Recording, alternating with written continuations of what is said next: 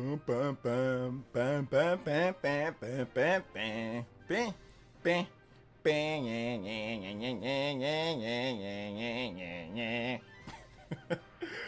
All right, what is good, everyone? LJ here. Welcome back to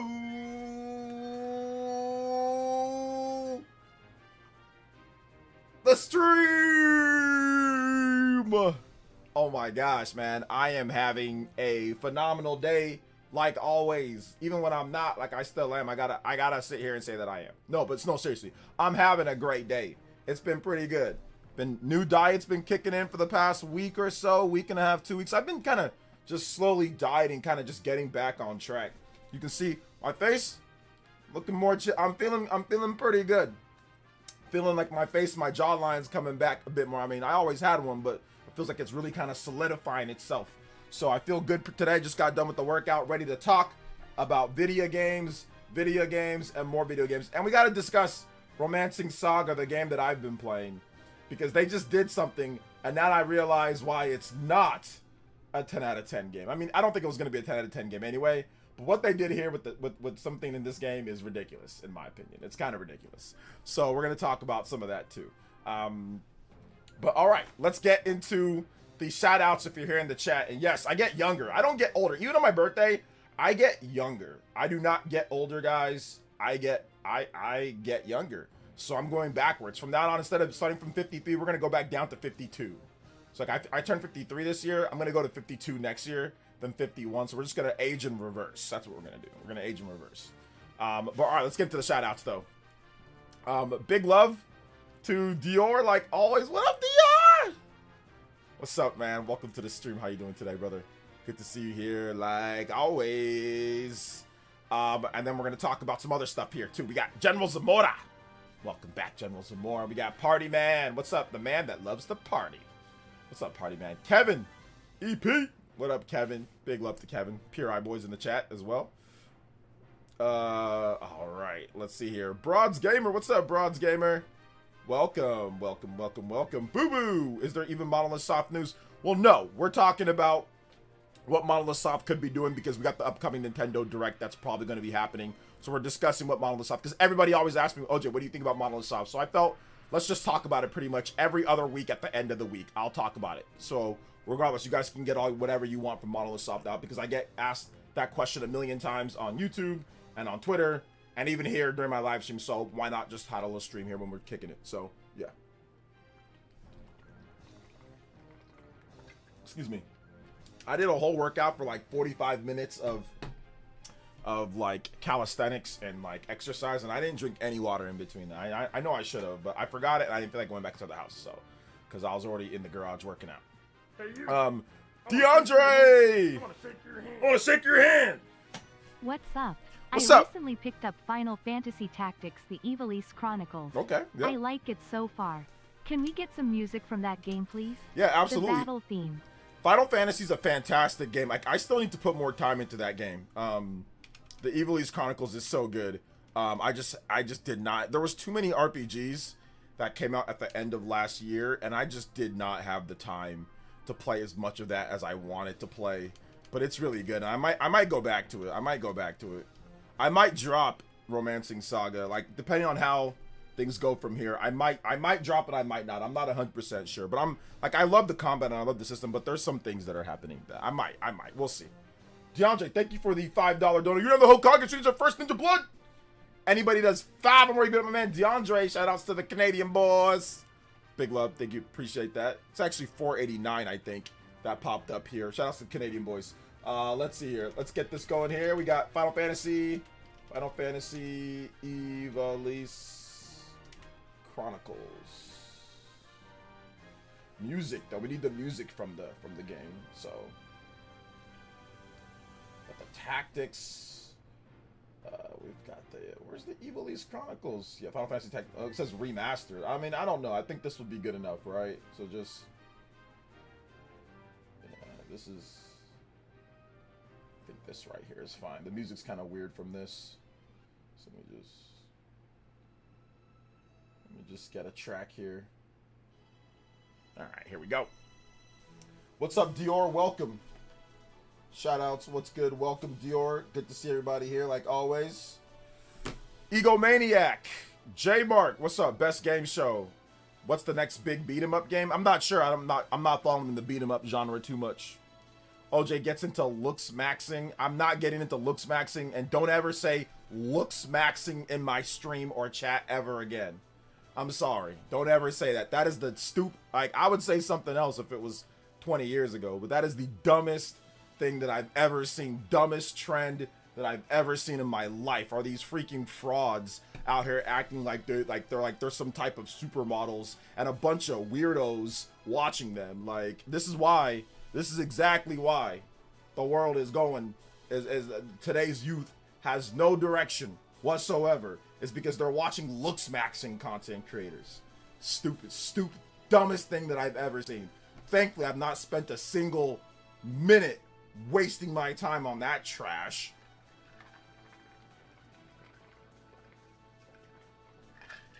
Excuse me while I rant. Dumbest thing that I've ever seen in my life. I'm wondering Monolith next game will reference the end of X and also be connected in that way anyway. They might be facing the last cutscene.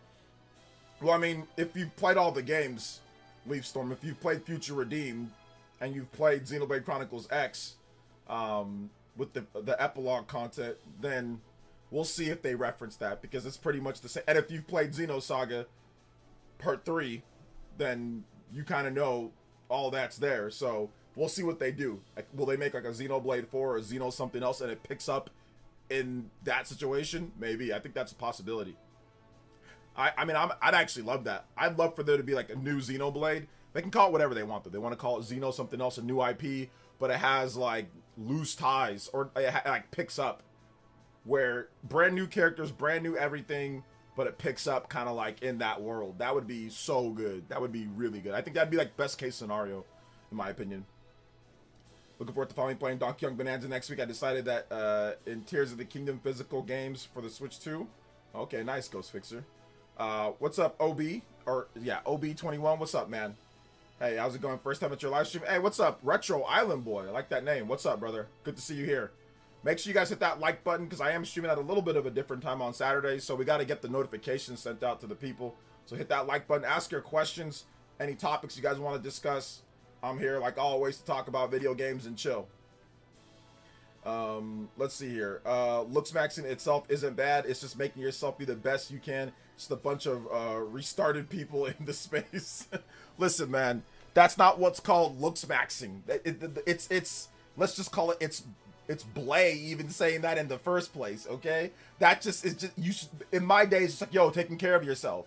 You don't got to make some type of stupid name for it. You know what I'm saying? Like, since you restarted people, that's okay. You're from my era, good.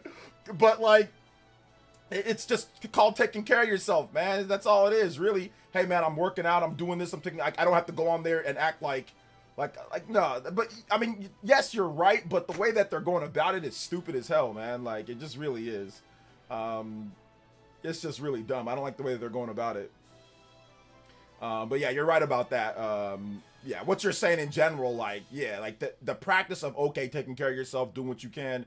But I mean, some people acting crazy, like you said. Some people acting crazy when it comes down to that. So it is what it is, you know?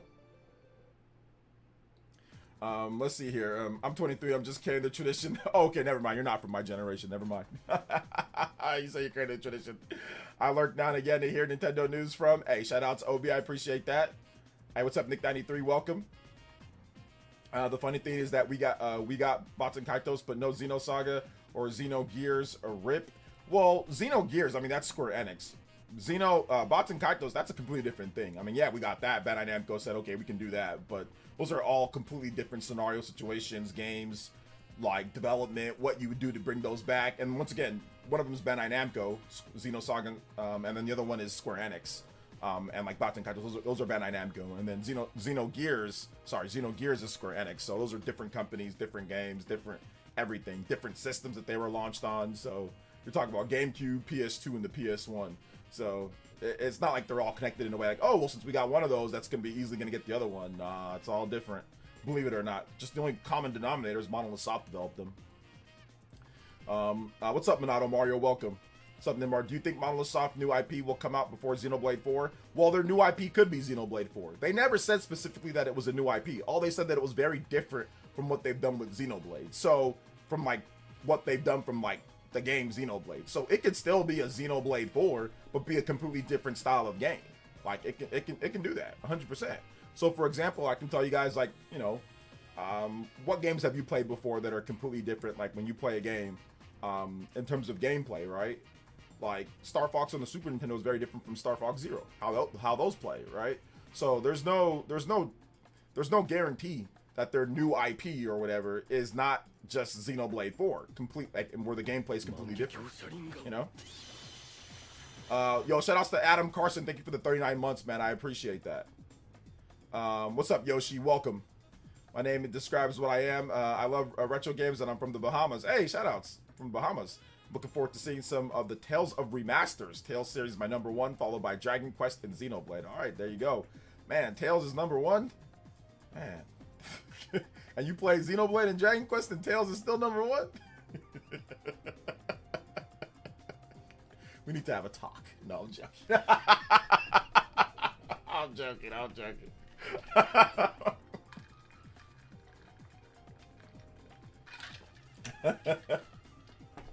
No, shout out to my Tales fans out there, man. You guys are goated. You guys are legends. Let's see here. You guys are legends. If there's one thing for certain, is the next Monolith Soft game is definitely the Conduit, since it shows up in Xenoblade, Xenosaga, Xenogears. I'm not so sure about that, but we'll see.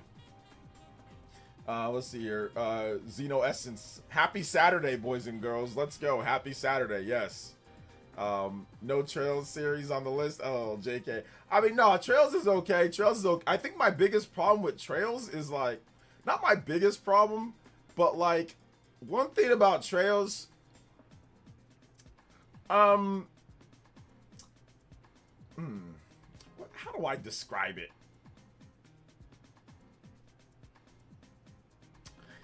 I don't know.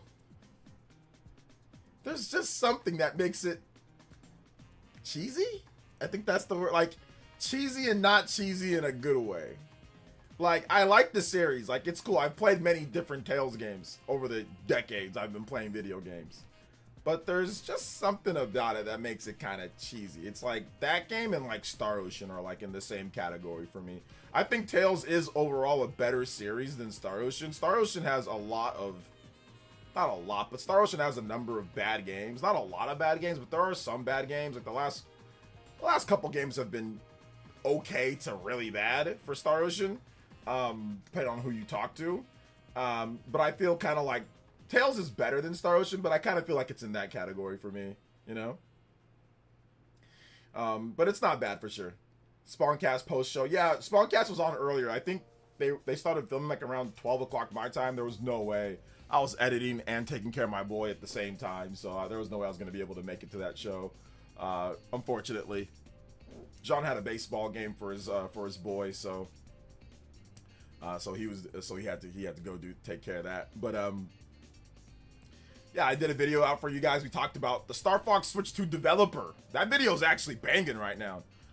So thank you guys so much for that support on the video today. A lot of you guys were watching it. YouTube's been pushing it out. Real quick announcements though. I did adjust the giveaway because some people were complaining like it's gonna take a while to get to that, and I agree. So we need to put some time for like a time frame to where people kind of know.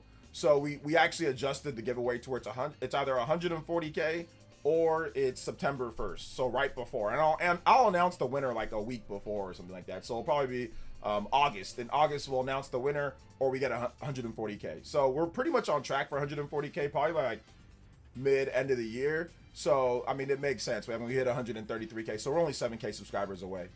So yeah. So like I said, we'll probably give it away in August/September. But if we hit 140K before then, like if we have a big Nintendo Direct and some like games and other stuff, I mean, obviously subs pick up once games come out, like other big games come out. So I think like Star Fox is going to be huge on the channel. I think I've already, since the announcement, I think I've gotten around like 1,500 new subs since Star Fox launched. There's something crazy, or like 1,000 new subs since Star Fox. Just on those videos alone, like hundreds of new subs coming in. So I think once the game comes out and we start playing and talk about, there'll be, and like Nintendo Directs and stuff, there'll be more people. But yeah, we did adjust it, so I put that in the comment section, and I also put that in the video today. So yeah, so it makes it to where there's a time frame. Hey, look, either we hit 140K or we do that, and we'll give away the Switch too. Let's see here. The elephant in the room is that you really have to play every game in chronological order to understand the story, and some Trails fans get really serious with that. The funny thing about Trails... Oh, wait. Did he say... No, we're not talking about Trails. We're talking about... He said Tales of. Did I say Trails? He said Tales of, not Trails. Tales of, Monado. Tales of. I was talking about Tales of, not Trails. Sorry. Island Boy was talking about... I think he said Tales of, not Trails. We're not talking about Trails. We're talking about Tales of. But Tales of... Or Trails is good. Trails is good. Sorry. I think I said Trails on accident. I meant Tales of. Tales of. Yeah, my bad. I think I said Trails multiple times. My bad, guys. Tales of. He meant... So I was joking around with Tales of. Tales of the Trails. I know, seriously. I messed up. My bad, guys. My bad. Okay, yeah, I was talking about Trails. Not Tales of. Yeah, Tales. Trails and Tales is confusing with the names. No, I just messed up. It's not really confusing. I just messed up for some reason. I don't know. I just messed up. What do I think of the E series? It's like in the Star Ocean realm for me. It's like you got like Final Fantasy, you got like Xeno, you got like, you know, Fire Emblem, you got like all the top, right? You got Dragon Quest, you got all the top, you know, and then like, you know, then you got like, you know, you got like the Mana series that's like there, kind of probably like around Mana, Ys, you know. I think Tales of is probably a little bit above those, but it's not quite up to the level of a Fire Emblem. So that's kind of like the gatekeeper. Like, definitely Tales of is like a gatekeeper. I think Trails, for a lot of people, Trails is like in the elite and people can put it there. I kind of see Trails as more like a gatekeeper, more so than anything. But I think other people do have it as like elite. But Ys is definitely kind of like in the below the gatekeeper tier, in my opinion. Ys, and like a lot of those style of RPGs, in my opinion. Star Ocean, Ys, you know, stuff like that. Tale of Trails, Trail Tales. R-Type remake was pretty good. Live status for you? What, in the style of remake that it is? Look, I love Tales of, but it's not even better than Persona. Yeah, Persona, I put Persona in the elite category. Shin Megami, okay, it's like Xenoblade, Final Fantasy, Dragon Quest, Shin Megami Tensei, Persona, Fire Emblem. Those are all like top tier, like S tier, A tier, top tiers, you know? So I put those all top tier.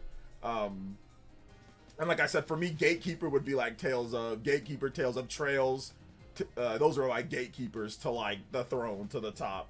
And then everything else is kind of like below that, you know, in different, like whether it's B, C, D, whatever tier you want to put it in. But that's kind of like, yeah, that's kind of how I see it. I wish the Mana series was more consistent. Mana series at this point, Mana series is definitely like below the Gatekeeper. But there was a time when the Mana series was S tier. There was a time at the beginning, maybe not the Game Boy game, but the Super Nintendo game, the two Super Nintendo games, Mana was S tier. That was like a S tier type of RPG. Not quite as good as Chrono Trigger though, so maybe like A tier, but like to me it was definitely like a A or S tier. It wasn't a Gatekeeper, it was up there. That's what people felt about Secret of Mana back then, but I mean it fell off. Obviously it fell off. So it used to be, not anymore. I already mentioned Dragon Quest. I said Dragon Quest is in like the S tier, A tier. It's top tier. Yeah, Mana series is definitely more mid than anything now. Like it's kind of, I mean, it's been mid for a while. It really hasn't been good since Seiken Densetsu 3. Like really, really good since Seiken Densetsu 3, since the Super Nintendo. I mean, Trials of Mana is okay. It's good. But it's not past the gatekeeper. It's like right there. It's like a C/B tier type game. It's like right there, but it's not a gatekeeper game in my opinion. And once again, it's a remake of the third game in the series. So really the third game was that epic, you know, game, and this one was a remaking it, which is okay. Let's see here. I swear it's all the old heads excited for the new Star Fox. They like the art too. When did Star Fox come out? Popcorn ice cream. When did it come out? Give me the release date of the original Star Fox. Nah, Star Ocean remake in terms of art style and enjoyment for me. Star Ocean that's an old game. Star Ocean, the newer Star Ocean games are not as good. If you're talking about Star Ocean like the second one, like R or whatever, the remake, that's still remaking the old game. Yeah, that one's really good. But you can't do a remake of the old game and then say it's S tier. Like the newer games, like the new games with Star Ocean are not as good as the old. The old games are better than the new games. So that means it's mid right now. Star Ocean 5, Star Ocean 6 or whatever you want to call it, Star Ocean 4. The last 3 big Star Ocean, like new Star Ocean games have been mid-eroni. Have been pepperoni, mid-eroni, extradoni. They've been all mid-ish. I like Star Ocean 4, but I can admit that it's mid to bad. Star Ocean 5 is terrible. Star Ocean 6 it's okay. Like if you get into it, it's fine. But like none of these games are like, oh man, like gatekeeper status or like S tier status. Nah. You got to go back in the old games. Star Ocean kind of used to be like in the, you know, gatekeeper category. It was kind of like there. The older games, yeah, but not the new games. Says, bro, Star Ocean is Shaq when he played with the Celtics. It's over, bro. I'm not even gonna. I mean, listen. If you say that he's Shaq, that means at some point he was like the GOAT or like one near GOAT status. I don't think Star Ocean was ever near GOAT status, but it was always good. So I'm definitely gonna give it like maybe. I'll give it like maybe like Vince Carter. Like Vince Carter was always really good, never in the GOAT conversation, but like really good. So I'm gonna say it's Vince Carter with the Atlanta what was it, the Hawks. I'm gonna say it's Star Ocean's Vince Carter. Definitely soared high at one point, but you know, I got one more in me, you know. Oh man. Let's see, would you say that Xenoblade can have potential to get more popular than Final Fantasy considering the sales of 16 and Rebirth lately? There's a chance that Xenoblade can get more popular now that the hardware is caught up with the ambition of Monolith Soft. Yes, which that's a good video that I'm probably gonna make tomorrow. So that you gave me a good idea. That's why I love talking to you guys, because you guys are really smart and give me great video ideas from our discussions. So yeah, let's talk. We'll probably talk about that, but I want to go more in depth. I actually digged up a little bit more stuff on that.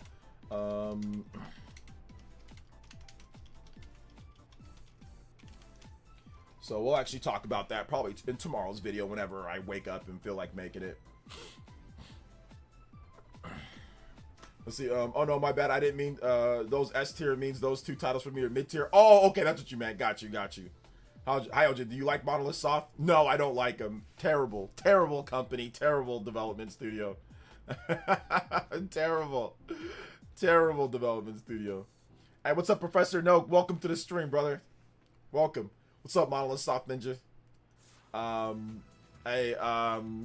Let's see here. Don't know if I'm hearing you right. A working 712s. I don't know if I'm hearing you right. Wait, what are you talking about, Melof? What's up, man? Welcome.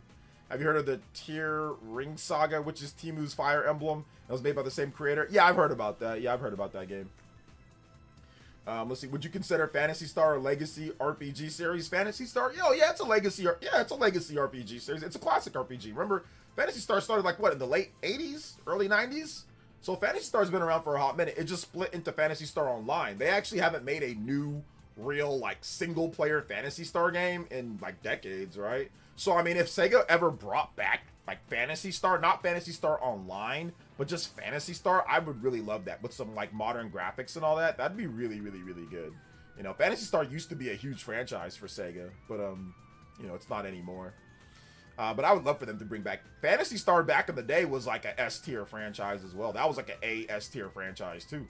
Phantasy Star did some really crazy things back in the day, man. It was like super cutting edge and on a huge, you know, car. It was crazy. It was like $80 back in the day. It was really expensive.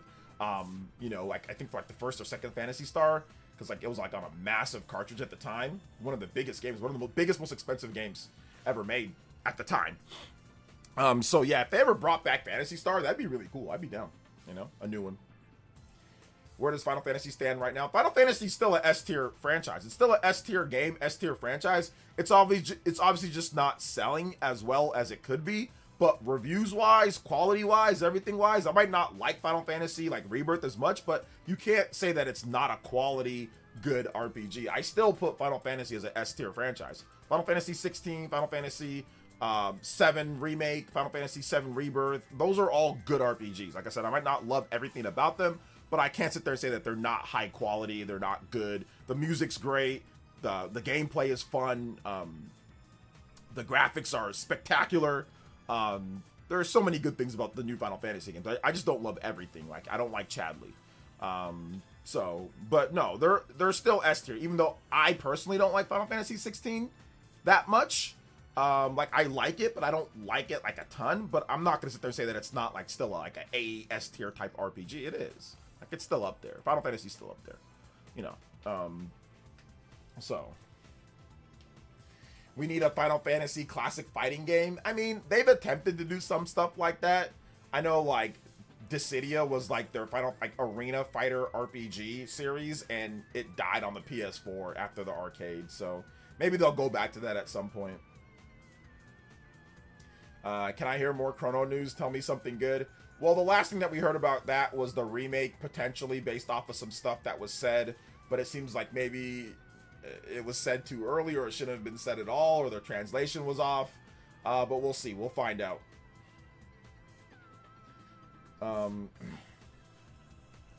Let's see it. Yeah, I messed with the FF remake trilogy. Hot take. I like Chadley. Maybe I'm the problem. I mean, if you like Chadley, I'm listen. I don't know what to tell you if you like Chadley, brother. I mean, you definitely might have. Yeah, you might be the problem if that was the case. Excuse me. Sorry about that, guys. Oh, man. Oof. I don't know S tier anymore, OJ. They haven't been celebrated since like 10. But reviews-wise, they have been. If you look at like all the RPGs, right? Look at Sweet Tea, reviews-wise. Look at what RPGs are reviewing as high as Final Fantasy. Like what JRPGs are reviewing as high as Final? Barely any. How many? The only JRPG that is like there's no JRPGs that I can think of, major JRPGs that have reviewed better than Final Fantasy VII Rebirth. That is, it's either right at Rebirth or it's underneath Rebirth. So critically, it's still S tier, you know? You said saw me in the recommended, so why don't you say hi? Hey, what's up, man? Welcome, brother. Just relax. You say you're drunk, just make sure you chill, brother. Thanks. Hey, saw me in the recommended though. I don't know how I'm in the recommended on Twitch. Thank you for coming out to the stream though, man. What you drinking on, brother? What's your name? Koyasi. I don't know how to say your name, but what are you drinking on, brother?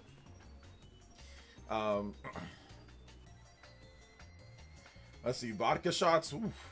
Nah, you got me messed up, man. I can't be drinking vodka. I'm too old, brother. I'm too old. How did Final Fantasy 16 do in Japan? Again, I forgot. It didn't do that well in Japan, no. OJ, you mentioned Phantasy Star. It reminded me of something. Japanese development, obsession with MMOs. Do you think that they will do Xenoblade Online? Wow, mind blown. I mean, if they did Xenoblade Online, I'd play it. But I mean, I don't think that they will, but I'd play it. I mean, like, the closest thing that they did to that was, like, Xenoblade X, you know? They make weird spin-off Dissidia games. Now they just released another gacha one where it's all the Final Fantasy characters live in Tokyo, dress up as normal civilians. Yeah, that one's stupid, too. It's probably going to fail. Yeah, you're the problem, Dane. There you go. You accept it. Wait, didn't Metaphor ReFantazio get a higher score? Barely, yeah. Metaphor did get just about as high as a score. But what I'm saying is that there aren't a ton of JRPGs that are way higher than Final Fantasy, right? Like, it's either right at, but yes, you're right. Metaphor got right, I think like a 90, 93. So it did, I think, get a little bit better. Or was it a 94? It was on different systems. Wait, let me double check. Give me a second. Metaphor Fantasio Med. I think that was. It depends on what system you're playing it on, because it got different review scores from different places. But yeah, you're right. It got a 94. Okay, yeah. So that was higher than Rebirth. But sorry, my bad. On Xbox Series and on PC, it got a 92. But on PS5, it got a 94. But they all have like ranging from 38 reviews to 59 reviews. That's what mixed me up a little bit. But yes, it did get a 94 on the most reviewed platform, which was PS5. So that is above. That is above Final Fantasy, but it's like right there. If you take the 92, you put the 94, it's a 93, right? Average it out. But yes, Metaphor was higher. But you guys already know what I say about Metaphor, though. Metaphor is also an S-tier franchise, which I didn't mention Metaphor because I already mentioned SMT and I mentioned Persona, but I didn't mention Metaphor. I forgot that that's a third pillar. But yes, I like Metaphor more than I like SMT and more than I like Persona. For me, it goes Metaphor for Atlas RPGs. It goes Metaphor, Shin Megami Tensei, then Persona. But they're all S tier though. They're all SA tier type games. So it don't really matter. But yeah, Metaphor to me is the best out of the three. I like Metaphor the most. But yes, that is a super. Metaphor is the top tier. It's S tier for sure. He says, nah, OJ, Expedition 33 is greatest RPG since Final Fantasy 7. Okay, I'm kidding. Here's the thing. Metaphor, they're new studio, so it's hard for me to put like Expedition. But if Expedition, let's just say, okay, it's a franchise. That Expedition is also in the S tier, A tier. It's actually got past the gatekeeping phase and went right into the A/S tier. You have to, considering what it did, you know, you have to put it up there. The sales results, the reviews, the game of the years, the gameplay, you have to put Metaphor in that S tier category. Now, are we side-eyeing it a little bit because of how some of the fans act? Yes. But it's still like, to be fair, you've got to put Metaphor in the S. It's right up there with all the other greats, all right? Just on a singular game base. Now, we're talking about franchises, right? And established studios making games. But you got to put Expedition up there. You got to put Expedition up there. Expedition. Rebirth also has 3 times the reviews as Metaphor. I don't know if it has 3 times the reviews as Metaphor, because Metaphor has well over 100 something reviews. It has like, what's that, 60, 100, it has about 140 reviews, or about 140 reviews. Rebirth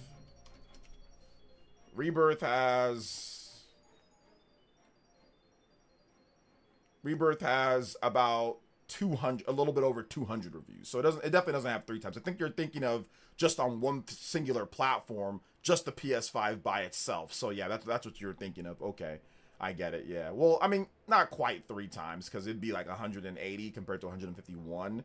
But it has 54 on PC and then 151 on PS5. So, but I think I see what you're saying. I honestly think that if you get into Xenoblade, it can ruin RPGs under the gatekeeper status. Well, that's why I put S tier and A tier. Like, that's like above it, and then everything else is like, you know, you have the gatekeeper, and then you have like all the other RPGs, you know? So, let's see. How come there's no other competitive JRPG which is turn-based that has a massive player base like Pokemon with tournaments, etc.? I think that, okay, yeah, Pokemon's also... The thing about Pokemon is that Pokemon is simultaneously below Gatekeeper, at Gatekeeper, and also S tier. Pokemon is transcendent.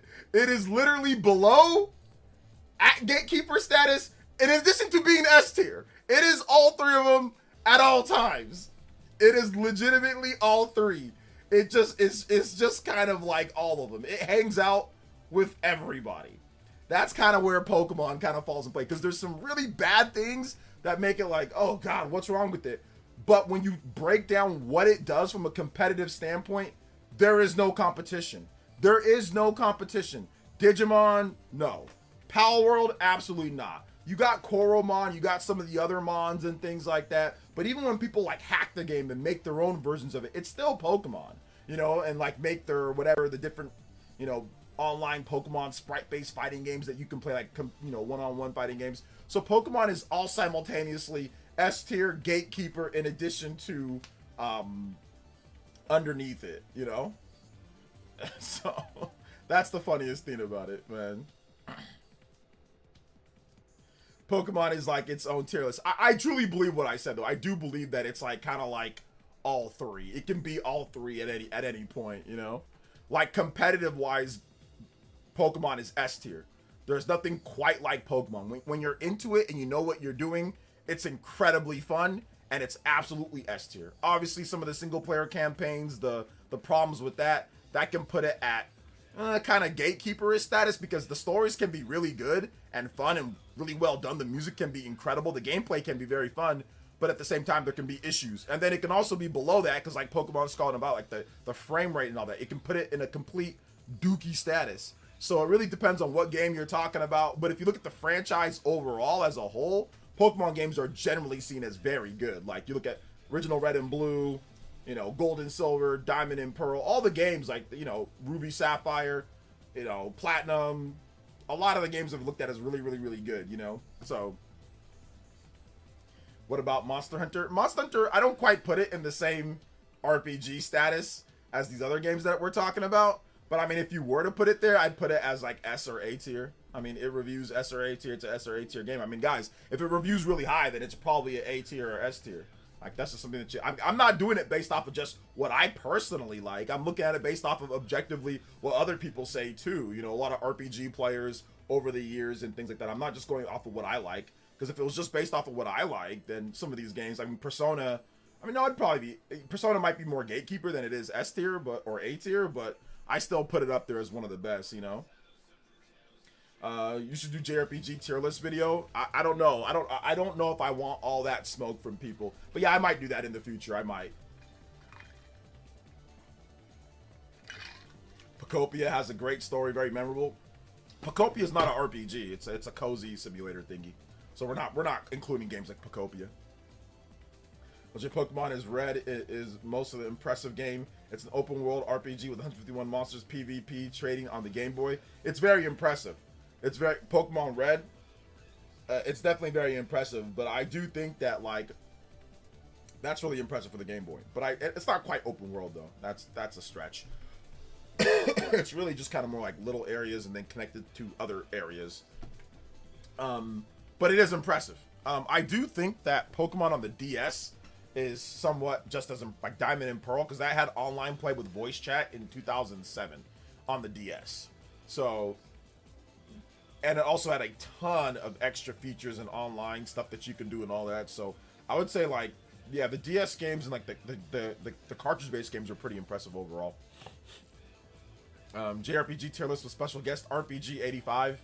Yeah, RPG 85 on there. Oh man, that'd be great, Conky. Octopath is, it's like Gatekeeper / maybe a little like high end below, like high end B tier to Gatekeeper, you know?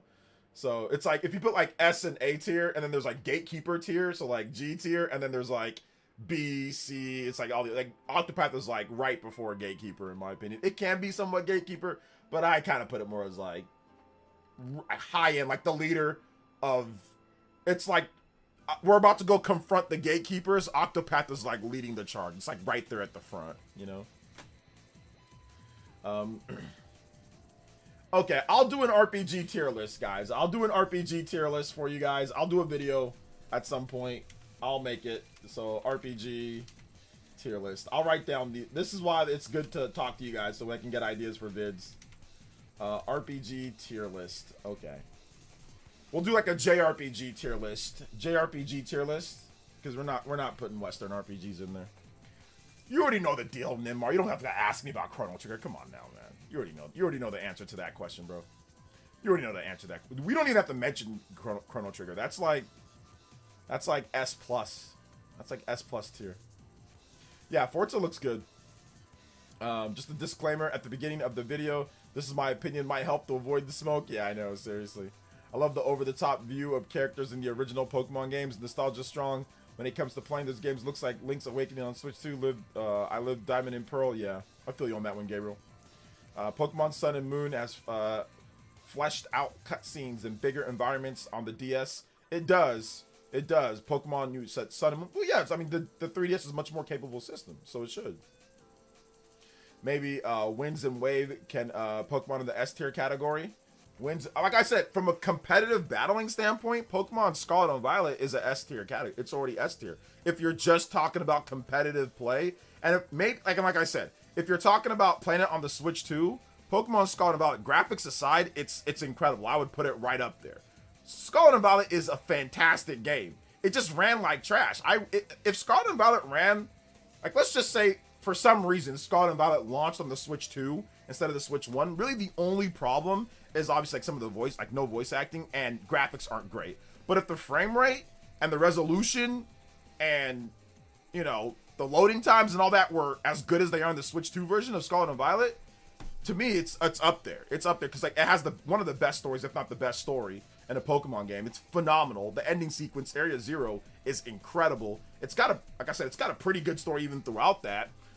It's got a lot of different locations to visit. It's got a ton of Pokemon. It's got really good battle mechanics. It's got seamless online multiplayer, cooperative and competitive. It's got all sorts of battle, like free DLC and like tournaments.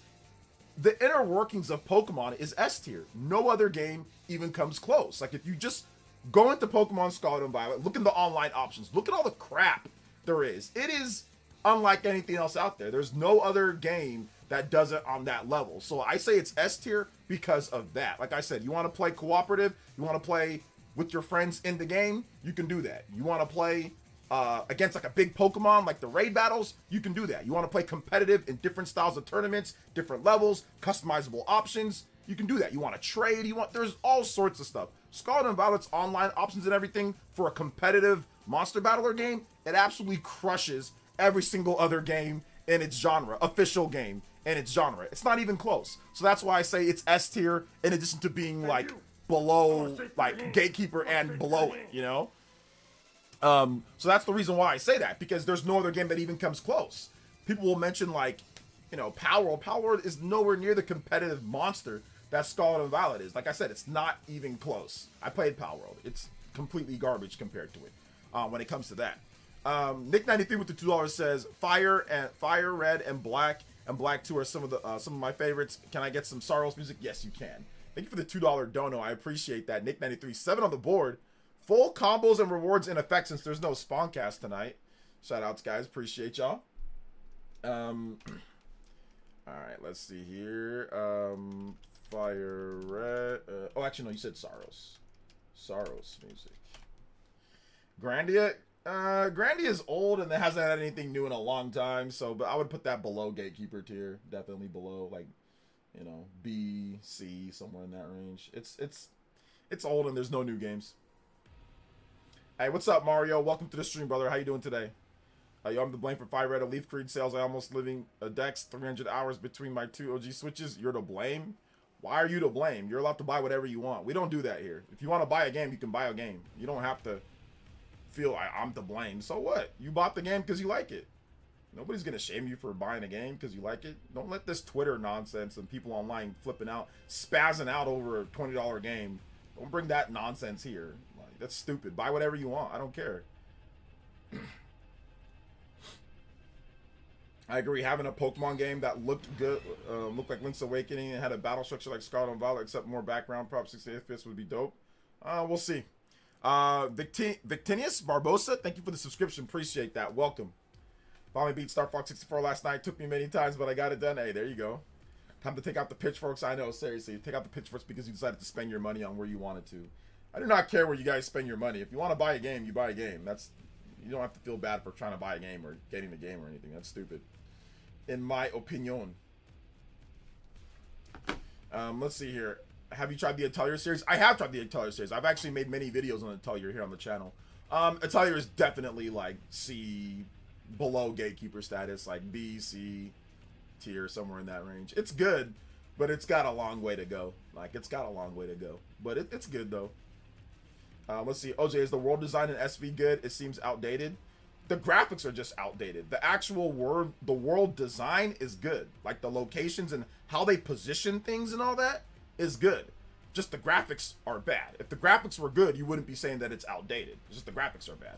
But the positioning of the world and how they put different things in like the gyms and all that stuff, all that's fine. And Area Zero is incredible. So no, like it's just the graphics are bad. Bravely Default is S tier. Bravely Default definitely is an S tier. It's very good though. Bravely Default is very good, but it's not S tier. It's definitely like below Gatekeeper status. I just put it like in the B or C tier type game. It's solid though. It's really good. It's solid. It's solid. But definitely not an S tier. Nah, not Bravely Default. And I love Bravely Default. I think it's good. I think Bravely Default had the opportunity to be S tier, but But in my mind, open world should be like Breath of the Wild. Everywhere has something interesting. Well, it's a different type of game than Breath of the Wild, so it's a different type. There's things in Pokemon Scarlet and Violet that obviously Breath of the Wild doesn't do when it comes to like the combat and things like that. So it's a different style of game because even how you get around in Scarlet and Violet is different from Breath of the Wild. So I don't think Breath of the Wild means it's not good. Like if it's not like Breath of the Wild, that means the open world's not good. I don't believe that. Because like Xenoblade Chronicles X isn't like Breath of the Wild either, and it's open world and it's still good. Let's see here. Trails is a S tier Gatekeeper status. Trails, I think, I mean, I would put Trails in that kind of Gatekeeper-ish, like, especially the first chapter, like, remake. I would put it there, yeah, like, Gatekeeper. Some people have it in, like, S tier, though. Like, I wouldn't be upset if you had it, like, an A or S tier. Like, Trails, you know? We had Pokemon games similar to Link's Awakening, and y'all hate it. What, Diamond and Pearl? What's Dragon Quest? I missed it. If you already mentioned it, what's Dragon Quest? Yeah, you missed it. I put it like S tier, S or A tier. It's top. It's top tier. I watch Deku deals religiously every week. For those Switch 2 deals, can't rely on Nintendo sales to drop price on the majority of titles. Well, a lot of them are actually just built in with the price drops now. And at this point, from Yoshi, Yoshi is already $60. You can get that in like $50 when it comes to like Star Fox, and Splatoon Raiders is $50, so you don't have to watch Deku deals with the games upcoming. But yeah, the older games, yes. But I would just buy them used, just like Facebook Marketplace then. Just do that, or just like offer up, and people sell their old Switch 1 and Switch 2 games all the time on there. You can get them for good deals. Just buy them used if you can't buy them brand new. Let's see here. The battle mechanics are good in Bravely Default. Need some more production value. Yeah, I mean, I don't base everything on production value when it comes to if it's S tier or not, but Bravely Default, like, the production value obviously isn't there, but I mean, it had the opportunity to be a bit better, but there's just a few different things with it when it comes to how it operates and like the stories and some of the stuff, but it's not bad. It's definitely not bad. I think it's really good, actually. I like Bravely Default. I like Bravely Default. Bravely second end layer is okay. Then Bravely Default 2 is okay, but I wonder where they're gonna go with the series. Like, I wonder what they're gonna do. I think that Adventures of Elliot has the opportunity to be like a Gatekeeper status type of game, or maybe even S tier. We'll see. But I'm thinking like Gatekeeper for right now. But we'll see. It's looking pretty good though. It's looking pretty good. Let's see here. I don't really care about the price. I got my Switch 2 Resident Evil Pro controller yesterday. How much was it? It was like $100, right, or close to that? Saying we speak with money, so I guess I'm saying we are good at charging us for technically free games.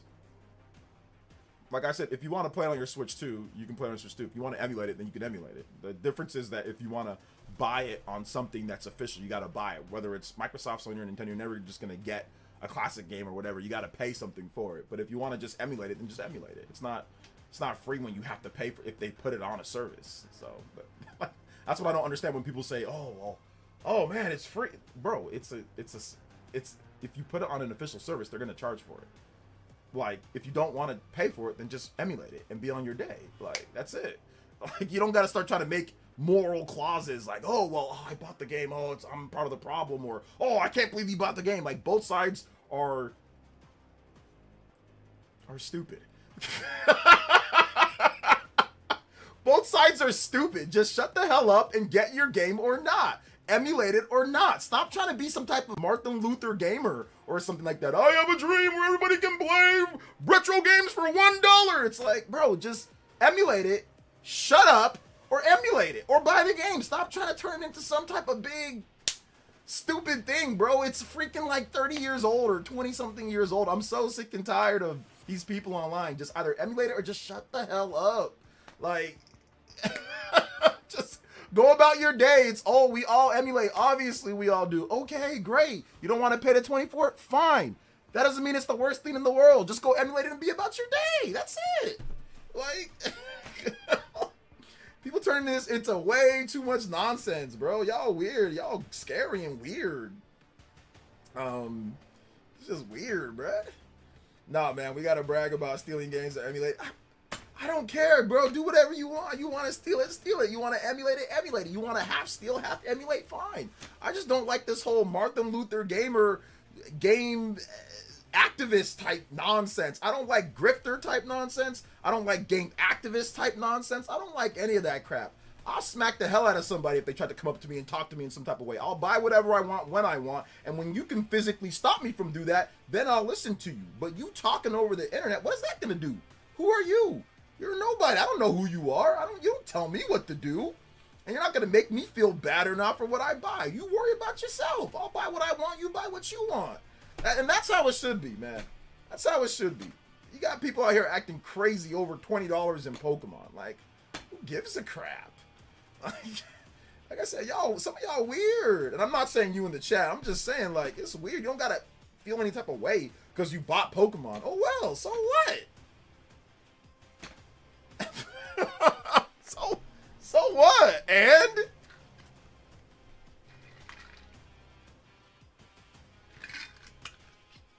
it's like we're supposed to impress that people can emulate. It's not even about being impressed. It's just that people are weird, bro. Moss forgotten the Rel coming to Switch 2 looks like it'll be pretty good. Isn't it like the first two games combined one? Yeah, I covered that in a video the other day. You know, I covered that in the video. So yeah, it's coming. It's like, yeah, seriously, like, we're supposed to be impressed. It's weird, bro. Yeah, it's scary and weird, bro. Basically, some of these guys taking gaming way, yeah, it's taking it way too seriously, bro. Way too seriously. Valuable items. Sidious, yo, shout outs to Sidious. Thank you for the gifted membership to Trent. Oh, Trent got the gifted membership. That's from Sidious8458. Thank you so much for the gifted. Hey, yo, we out here. I appreciate that. Let's get you up on the board here. Yo, 10 on the board. We are 5 away from that first 15-minute extension. Hey, yo. I actually made it smaller here. Let me go ahead and make that a little bit. There you go. Anybody does one gift or more, you can beat out Sidious. Also, Sidious with the 12 months getting his Renengan badge. Hey, yo. Hey, I like that. Let's go. Thank you so much, Sidious. Appreciate the doubles. Doubling up. Oh, my gosh. That is awesome, brother. Thank you so much, man. Hey OJ, should I feel bad for buying Yoshi for 60? I don't look like a Nintendo fan. I don't want to look like a Nintendo fanboy. Oh, I know, seriously. Oh man. Oh, by the way, I got the Savage Raven thumb grips for my Joy-Con. Feels so much better to play handheld. Savage Raven for the Joy-Con? Thumb grips? Oh, okay. I don't know you needed thumb grips. Okay, cool. Hey, what's up, Style Boys? Welcome. Shout outs, brother. How you doing today? People, like I said, people acting weird online, bro. That's like that Twitter. That's like that Twitter nonsense, dude. It's like that Twitter's type of stuff, bro.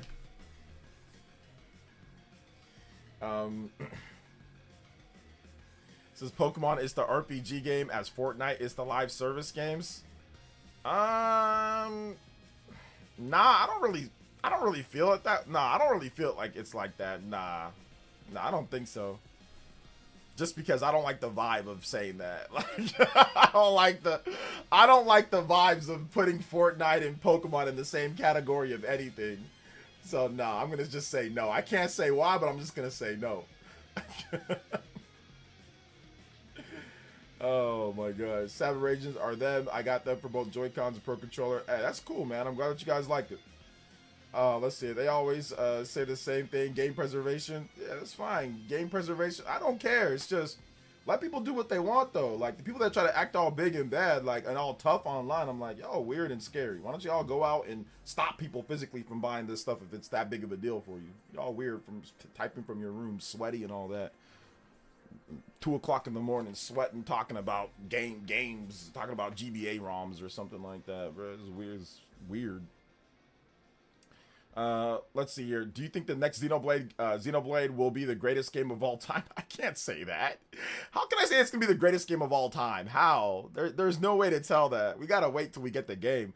I'm an evaluator. I like to evaluate the information first and foremost before I start making, crazy predictions. So that's too early, bro. We don't even know anything about it. So yeah, it's too early to say something like that. That's crazy. Let's see it. Sony already killing Yote multiplayer or not making extra content. I don't know. I'm not caught up on the Yote situation and what's going on there. So what's going on with Yote? Are you going to make a video on unofficial Twilight Princess port? No. I don't make videos on PC schizo stuff.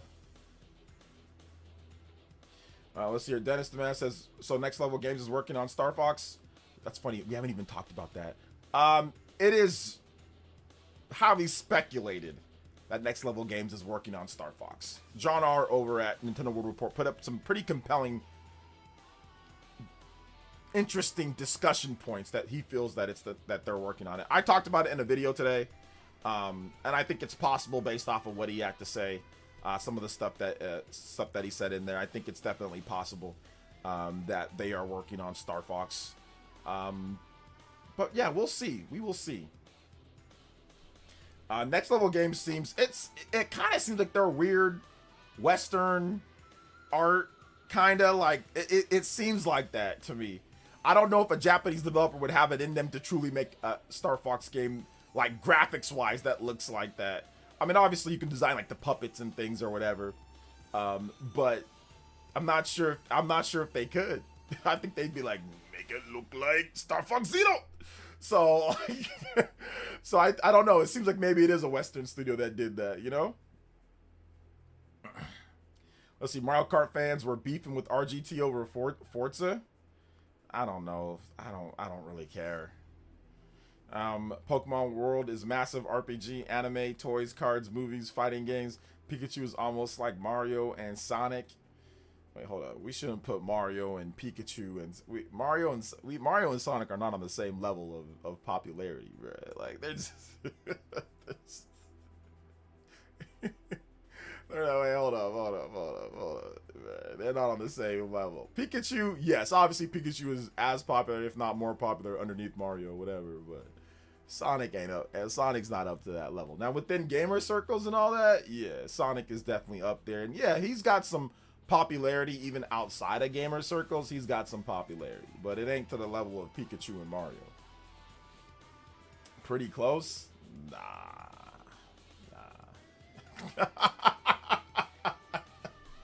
Nah.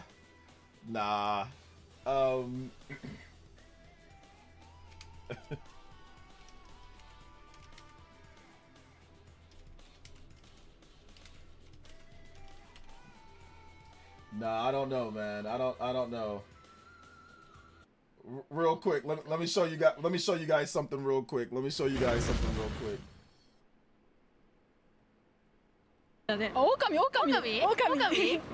作ったのメーカーは任天堂でしょ、なのでソニックはソニック任天堂じゃないの？ジャンプしてボックスなんか開けたりするやつ。Hey guys and girls on Ash. They don't even know who Sonic is. Look. ソニーだよね。ソニックだから違う？私も知らなかったわ。They're asking Japanese people, do you know who Sonic is? They don't even know. ゲーセンで見たとか、ゲーセンでこう知らあ、ソ They're ニック出たみたいな。 confused on who Sonic, and they ask a bunch of Japanese people, who's Sonic? None of them can explain who Sonic is. They don't know who Sonic. They all know who Mario is, but they have no idea who Sonic is. Let's just stop acting like Mario and Sonic are the same, okay? They're not. All these girls and all the guys that they talked about, they all know who Sonic is. They all knew who Mario was. But they all knew who Pikachu is and all that, but they have no idea who Sonic is. A lot of them did not know and some of them said, Smash Brothers, Darento Smash Brothers, oh, Smash Brothers. Don't get me wrong, Sonic is popular, but the title of the video is why Japanese people don't know Sonic the Hedgehog. They don't. Like, a lot of Japanese people do not know. Obviously, a lot of Japanese people do know who Sonic the Hedgehog is, but he's not up to the level of Mario. Let's just be real. Let's just be real. Let's see here. Let's see. When was the video? The video was... It was a number of years ago. It was 2020. So it was a hot minute ago. Well, not a hot minute ago, but it was a minute ago. But I don't know if the movie boosted it more than what it is right now. And I think it's right about the same, to be honest. Like, I think it's right about the same. I don't think the movies made Sonic a million times more popular than he was 5 or 6 years ago, in my opinion.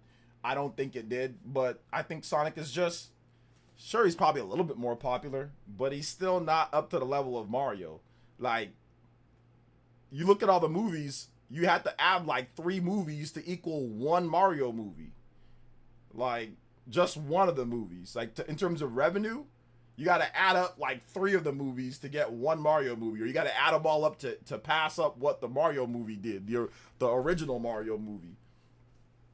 And what happened to Sonic Racing? What happened to that? If Sonic was so popular, and what happened to, can y'all tell me? Because remember, Sonic fans, I'm glad somebody brought up Sonic Racing. Sonic fans stomped their feet, pouted, made hissy fits, made video after video after video after Twitter posts, after attacking and talking about how it's doing so well. What happened? Where are all these Sonic fans to support this incredible Sonic racing game that's way better than Mario Kart? Because that was what I heard. That was what I heard from all the Fidels and all the Just, shout outs to Just Jess. She's actually a sweetheart. I like her so much. So I ain't gonna do her like that, but I kind of am. Just Jess, shout outs to my girl Just Jess. But listen, like, I heard everybody say how much better it was, and y'all were nowhere to be found. What happened? PsychoPie. What? No. Answer the question. Y'all said it's way more popular now. The movies made it way more popular. Okay. So then what happened with the game? That means the game should have done better, because we're seeing with the Mario games, Super Mario Odyssey still selling. Mario Kart 8 still selling. Mario Kart World is selling. Super Mario Bros. Wonder is selling. All these Mario games are getting boosted from the popularity of the movie. What happened to Sonic Racing? Where's all that popularity and all that money that they're making from the movie? Where's all that going? Where are all the people to buy the game? And remember, it's on multi-platform. It's on Xbox, PlayStation, Nintendo, PC. What happened? Crossroads isn't even $70. No, it's not, Felipe. It was discounted damn near to $30 on Black Friday. And it's still discounted, and it's been underneath 70 for a long time. What do you mean? What you mean, fam? What are you talking about? That's cap. That's caparoni. So I just want to know, I don't even care about what you think is better or not. That or whatever. I'm just saying, if it's so popular, what happened? Where are all those people at? What happened? Exactly. I'm a big fan of Mario and Sonic. They can both be great. Oh no, nobody's saying that they can't. But when it comes to popularity, Sonic is factually nowhere near as popular as Mario. We're talking about facts here, not your feelings. We're talking about the factual, the business, the evidence. The movie sales, the game sales, the merchandise sales, everything points to Mario being significantly more popular than Sonic. I'm not talking about your feelings on who you like more or what games you like more. What I'm saying is that I saw a lot of Sonic fans spend all at the end of last year sitting there throwing up their hands in triumph, flexing like they were damn Piston Hondo, like flexing and pointing at Mario Kart as if it was gonna win Racing Game of the Year. And then what happened? What happened? Jeff Keighley, you got Keighley. I watched Fidel's reaction. Looked like somebody hit this man with the freaking Ripasil. Like, this is freaking like the third Hokage. This man got third Hokage Reaper Seal. Like, they just jacked his soul out of his body. It was so satisfying. It was quite possibly the most satisfying thing that I've ever watched. I was ecstatic. It was the greatest thing that I've ever seen. I was so happy. Oh my god, not because I think Sonic Racing Cross Worlds is bad, or because I think Mario Kart World is 10 times better. I was just happy because they were talking so damn much. And they were hoping and praying to validate what they think. And they got absolutely soul snatched. Literally, just the music was about to start.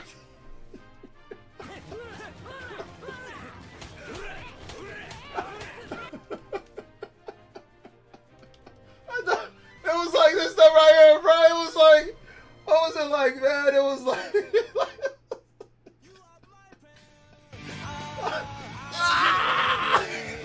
my God, Mom! My God! This man got his soul snatched. This man got his soul snatched by Orochimaru. Orochimaru. It was so good. I think I watched that. I replayed it like 10 times. I was like, oh, that was satisfying, bruh. That was satisfying. Let's see here. Shout outs to Yo Peeps with the 5. Says, what happened to Rob64 in the new Star Fox? Rob64 in the new Star Fox. You never know. He might be back in there. Maybe they didn't show him. Maybe they didn't show him. You are my friend. I think you meant Crossworlds. 60 FPS on Switch 2. Yeah, it's 60 FPS on Switch 2. It's 30 on Switch 1. It's crusty as hell on Switch 1, but Switch 2, it's much better on Switch 2. Much better. Let's see here. OJ, what's your point? That Sonic is not popular? Felipe, I want you to rewind to the beginning and watch what I just said again. What do I gotta say? What's my point? What do you mean? I've made my point multiple times now at this point. So rewind and watch it again. Heck, Miku Hatsune is more popular than Sonic in Japan. She's not even really a VG character.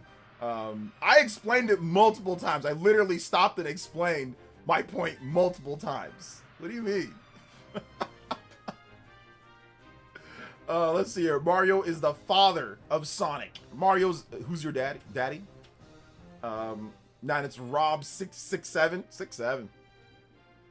I still Mario Kart World I barely load up Cross Worlds anymore. Like I said, I don't care what game y'all feel is better or not. That's irrelevant to me. My problem was the amount of talking Sonic fans did. The amount of talking was too much. Too much. Lol skip to 216. Oh, okay, I got you. Let me see. The Psychopath, you gotta put some defense up for the Sonic fans. Okay, I'm gonna watch it. I gotta watch it. Psychopath with the Jojo. Thank you, man. I appreciate that. All right, he said skip to 216. I gotta see what you put. Hold up, give me a second here, fam. I gotta load this up. We all know that. Oh, okay, here we go. Give me a second. Let me put this here. Skip the 2. Oh.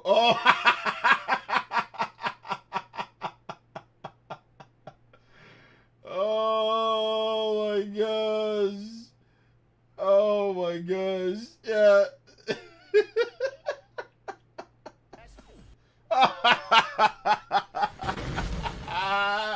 Yes, Psycho Fight. This is so good. Let's watch it. The critics don't understand ball. The critics don't understand ball. The critics. Yes, sir. Yeah, there it is. Yep. Yeah. I told you guys. Looking like a GTA villain sidekick in there, bro. What the looking like a side event for GTA. Fabio Santina. Looking like Tommy Vercetti's about to come through the side door. This is great. He is so salty. This is the best. Look at the chat. God, please, come on. LMAO, somebody. Ah. Oh my God, bro. This is great. This is great. Oh my gosh. Thank you. Yo, Psycho Pie. Thank you for that, because I wasn't about to look it up. Thank you so much for that. That is awesome, bro. That is so good. That is so good. I told you guys, man. We doing this? Hold on. Oh, this is so good. This is so good. Oh my gosh. Yo, shout out Psycho Pie. Thank you for that, man. I appreciate it. Let's go.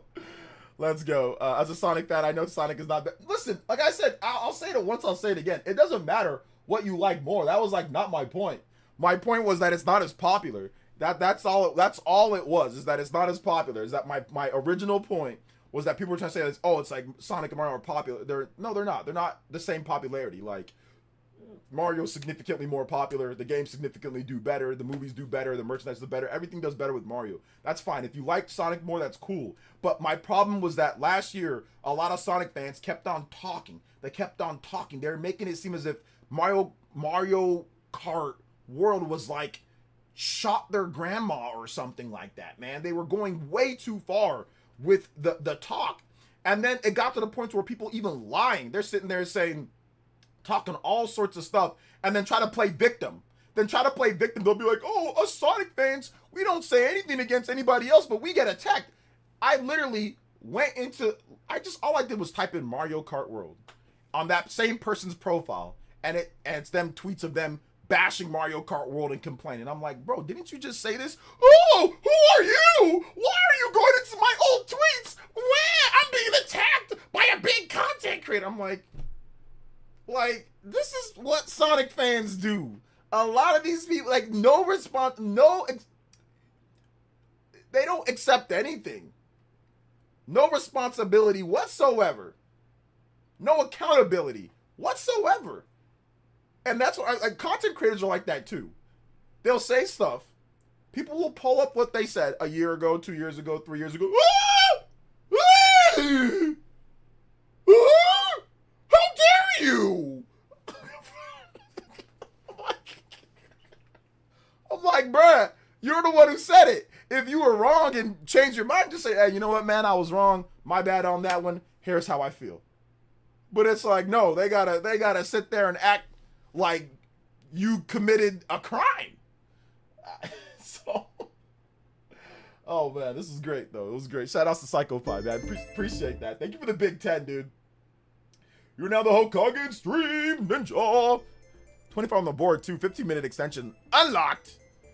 We Sonic fans are just used to being bullied, especially in games. I know, man. I'm sorry. Psycho Pie, you're one of the good ones. You're definitely one of the good ones. I'm a Sonic, believe it or not, I'm a Sonic fan as well. I am more of an old school Sonic fan than I am a new Sonic fan. But I always look out for the games. I always buy the Sonic games. I will buy, like I bought Sonic Frontiers. You know, I'm gonna buy Sonic Racing at some point. I'll buy it. So it's like I don't dislike the series. I don't dislike Sonic. It's just that Sonic fans be acting crazy sometimes, bro. Y'all just be acting crazy. You know, like when it comes to like talking and like playing victim all the time. That's the thing that I don't like, is like the playing the victim stuff is trash. You know? Can you think of any other gaming characters more popular than Sonic? There's obviously a ton of gaming characters more popular than Sonic. Clearly. So just the amount of talking Metroid fans were doing for Metroid Prime 4 to flop, combined sales hit 1 million. All the talking should have been more than that. No? Yeah, and if you look on my Twitter page, what do I say? Go look on my Twitter, Oranges. I said the same thing. I've made jokes about Metroid fans not buying games for a hot minute. Just look up, type in Metroid sales. I've made memes and jokes too. I've said it on here many times as well. But a lot of Metroid fans would always be making up excuses.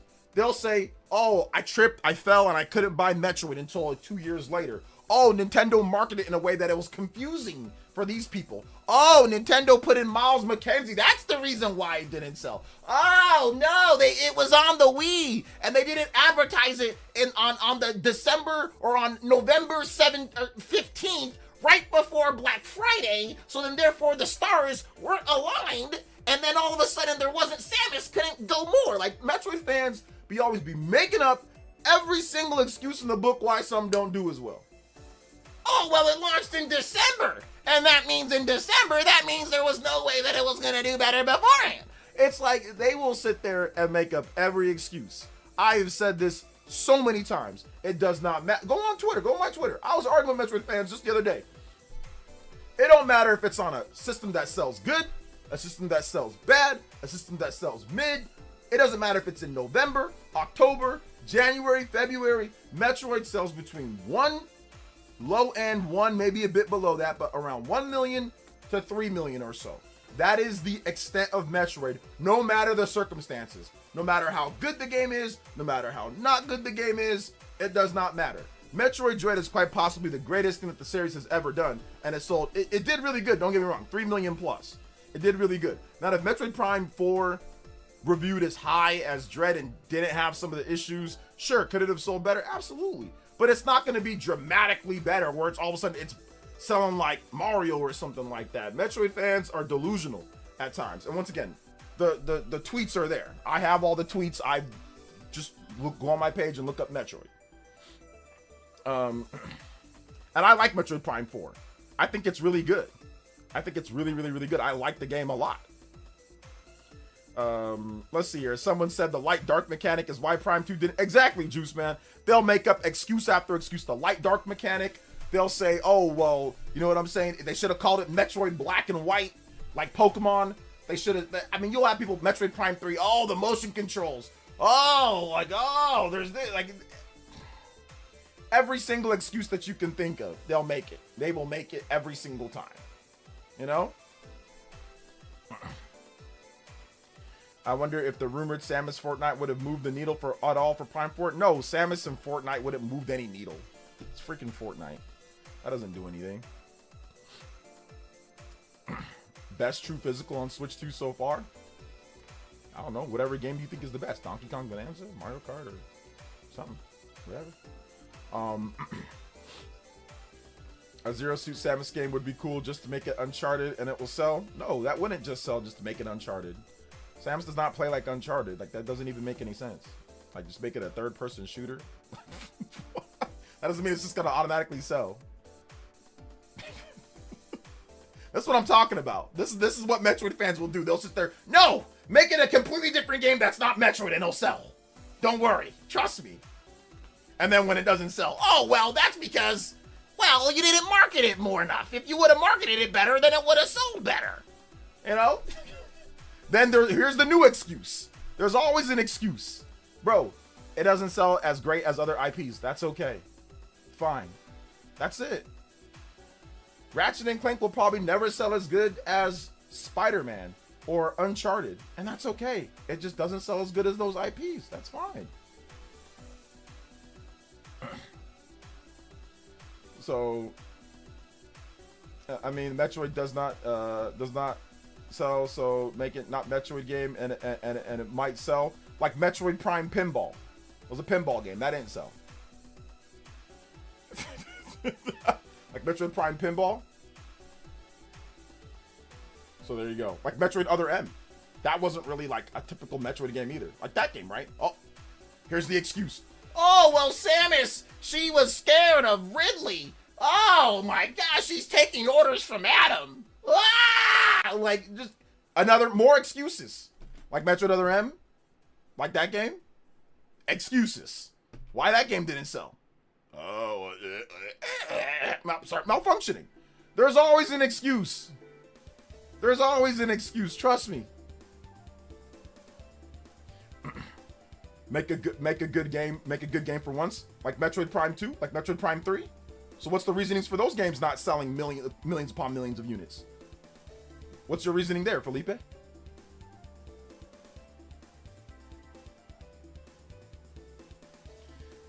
Let's see here.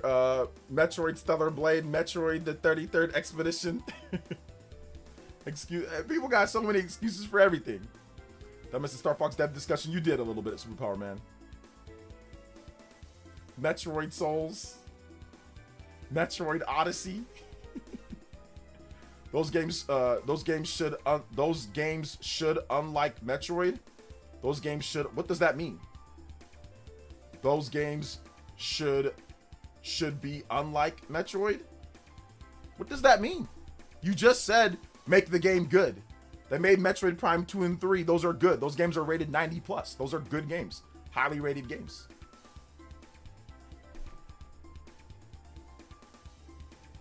Let's see here. I can only say that Prime 2 did release for the GameCube around the same period as Halo 2 Xbox. As for Prime 3, yeah, I got nothing. Guys, it does not matter. Like I said before, it does not matter when it releases, what system it releases on, the install base of the system. It does not matter. I'm trying to tell you guys this. It does not matter. There is a set built-in fan base for the games between 1 to 3 million or so. That's it. Can we blame Nintendo fan base in general, perhaps? Stuff like Metroid, Bayonetta, Astral Chain don't sell given the install base? No, you don't need to blame the Nintendo fan base. People will buy whatever they want. You guys need to stop trying to, like, jack people into thinking that they have to get something that they don't want to get. That's the problem. You guys, a lot of you guys think that since you like it a lot, that means it should sell like Mario. That's the problem. You guys need to stop worrying about everybody else when it comes to what they want to buy and just worry about yourself. If Nintendo continues to make Metroid because they feel like making Metroid, then that's that. You don't need to worry about everybody else buying. If they don't want to buy it, they don't want to buy it. If they want to buy it, they'll buy it. Stop trying to convince people that they should somehow like this franchise that's been around for decades now at this point, and people just don't buy it like that, and that's okay. People will buy what they want. Just buy and play what you want to play. That's it. Let's see here. I just want to see more 3D games. I don't like seeing people say they should never do 3D Metroid again. If they want to do another 3D Metroid again, they'll do another 3D Metroid again. Donkey Kong Returns sold incredible. Donkey Kong Tropical Freeze sold good. They took freaking a damn near decade plus to make another Donkey Kong game. Sometimes it don't even matter about sales. Like, sometimes it don't even matter. Donkey Kong's always been a good seller. Always been low on cost and a good seller. They took a hot decade and a half before a new Donkey Kong game. So the sales didn't even matter.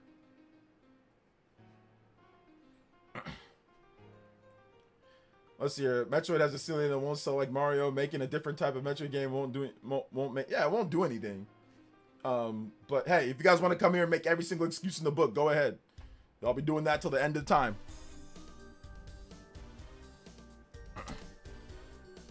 Metroid is celebrated. You guys have inflated expectations of what you guys think good is because you guys see Mario and Zelda getting more attention. Think about it for a second. Do you guys compare yourself to Jeff Bezos when it comes to how much money you're making? And that means you're not celebrated, that you're not important, that you're not valuable? Think about that for a second. So everybody here is not valuable. Everybody here is trash, broke, and poor because Jeff Bezos has $200 billion. And Bill Gates has $200 billion. And Elon Musk has $200 billion. So all of us are just brokies, peasants, poor, and worth nothing because they have way more money than us. That's the problem with you guys. You guys think that a lot of you guys think that everything's tied to some type of, it has to sell like Mario or Zelda, or it has to sell up to my own headcanon expectations. It can sell what it sells, and that's that. That's the problem.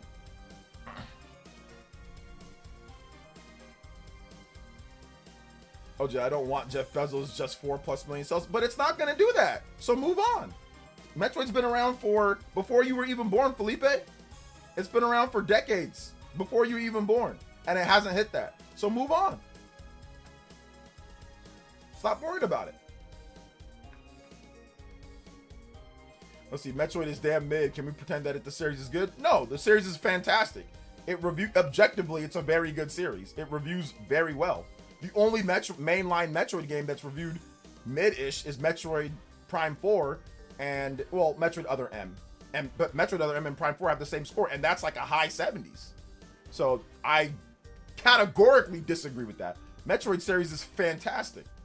Super Metroid, Metroid Zero Mission, Metroid Fusion, Metroid Prime 1, 2, and 3, Metroid Dread. Metroid Dread is one of the best games I've ever played. Absolutely not. Hollow Knight series is better? I disagree. I strongly disagree. I think that it has a lot more people online, like PC schizos and people online, that will say that it's better because they like it or whatever. But to say that it's, I don't think that it's better. Me personally, I don't think that it's better. I don't think that like Silk Song or Hollow Knight is better than Metroid Dread. Nope. And I don't think it's better than the original Metroid Prime. But that's just me once again.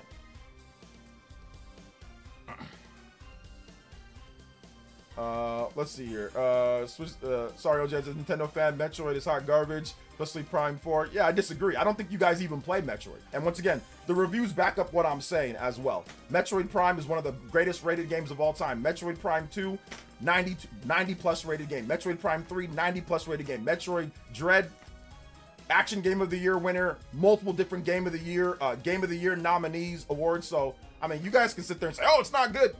No, it's good. It's objectively good. So that doesn't matter.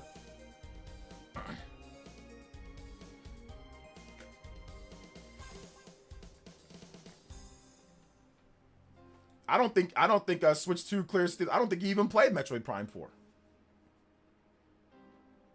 Sony ponies would buy it if it was on PlayStation. It would be the best thing since sliced bread. I bet you anything they wouldn't. Sorrow's only, how much did Sorrow sell? I'm not sure they would.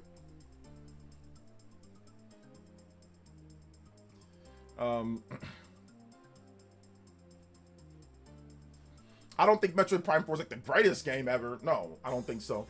But I think it's okay. It's solid. Metroid is Derek Fisher. Mario and Zelda are Shaq and Kobe. You can still be great and not be number 1 or 2. Technically speaking, if you look at some of the review scores for Metroid games, from a review score perspective, Metroid reviews pretty much as high as a lot of the best Mario and Zelda games.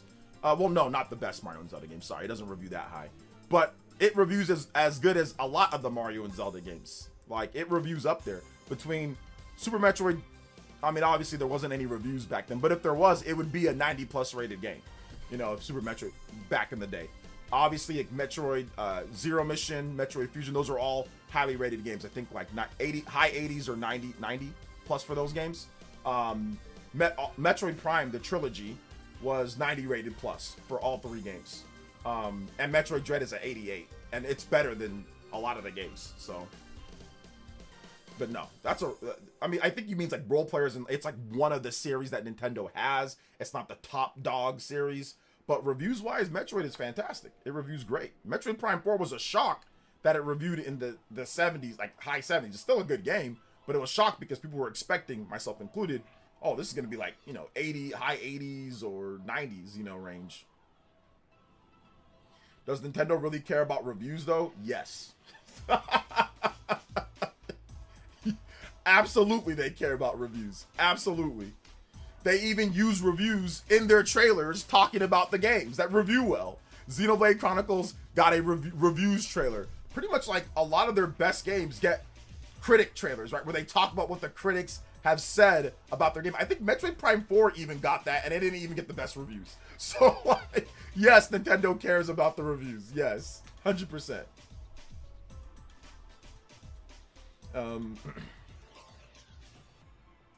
Reviews-wise, Mixtape clears the Metroid Xenoblade Fire Emblem series. It does not. Mixtape reviews are, I think the game is rated in the mid-80s. Mixtape. Yeah, it's at 86. There's only one game in the series. Xenoblade Chronicles 3 and Xenoblade Chronicles 3 Future Redeemed are higher than that. So, no, it does not. Because the highest in Xenoblade has easily beat out by multiple points the highest on Mixtape. So, that's incorrect. Incorrect. It's an 86 on PS5. And in terms of Metroid, that's just categorically false. Metroid Prime reviewed at what, an 89? Metroid Prime. So Metroid Prime Remastered reviewed a 94. Metroid Prime reviewed a 97. Metroid Prime Trilogy reviewed a 91. Metroid Prime 2 reviewed a 92. And Metroid Prime Corruption reviewed a 90. So I don't know what the hell Felipe's talking about. That's weird.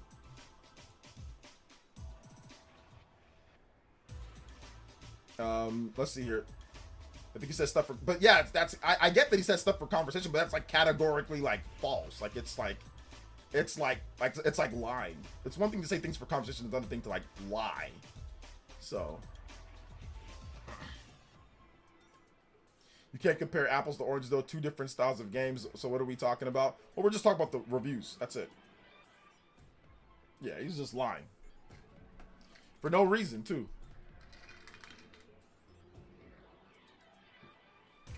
Also, mixtape is a paid.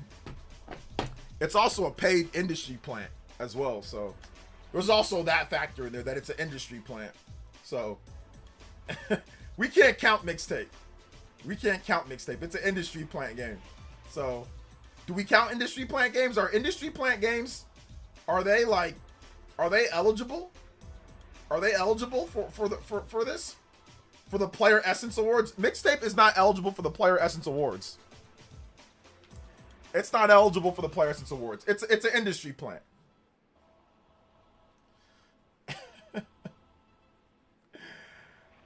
Oh man. I plan on doing a full playthrough of Prime 4, but this time going for 100% entire 120 FPS mode. I need to see mixtape get nominated for something noteworthy. The TGs just for the reaction. Oh, it's gonna get nominated. It's gonna get nominated. It's 100% gonna get nominated. Yeah, the Fallout's gonna be hilarious. People are definitely gonna be like, what? But I mean, I think everybody already knows that's gonna be the case, you know. Shout outs to Dane Gonzalez. Thank you for the $3 dono, man. I appreciate that. Let's go.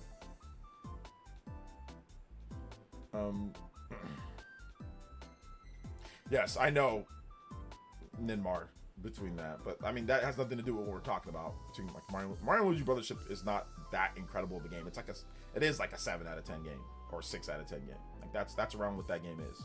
So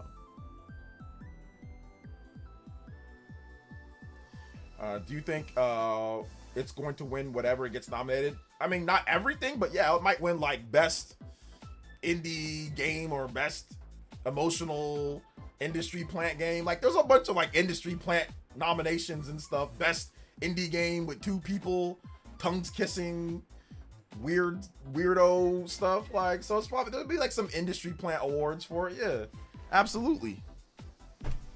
Yeah, games for impact. Yeah, games for impact and things like that. You know? Some industry plant category, you know? Whatever that means, games for impact. Game that makes you emotionally feel a certain way, that only feels like a certain way, that makes you feel like a certain way. Yeah. Like some type of, something like that, whatever that means. Games that made an emotional impact on people that made an emotional impact on people. This is what I was like in the 90s. I'm just a punk kid with skateboards, T-Beam. Listen, man, that stuff. Some of the stuff happened in the 90s, but it didn't happen all lame and corny like that. I'm gonna tell you that right now, man. It didn't happen like they're saying it. I don't know what that's what they thought that's what they wish the 90s were in their head. It was the thought process of it. It wasn't the actual 90s. It was the thought process of that.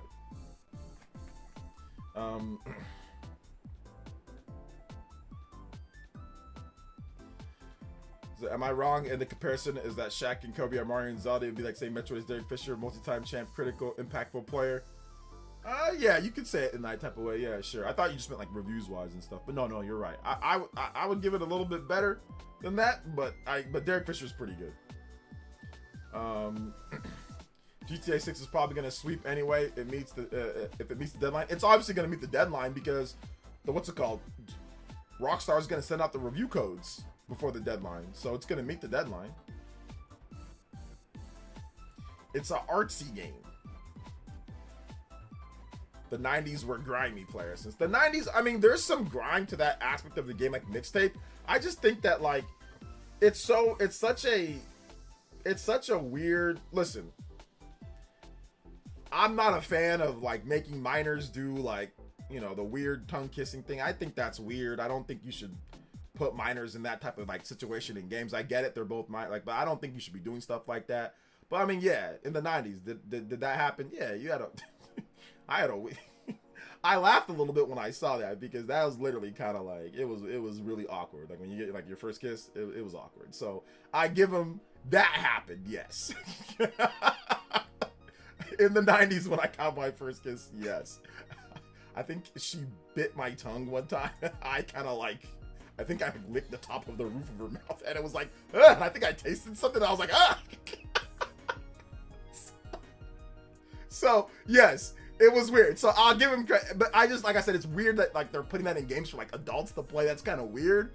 But is it that awkward? Yes, it was for me in the 90s. It was that awkward. Y'all got videos and stuff now. Y'all can watch and learn analyze and see how do I do this. We didn't have all that back then. We just had to go with the flow.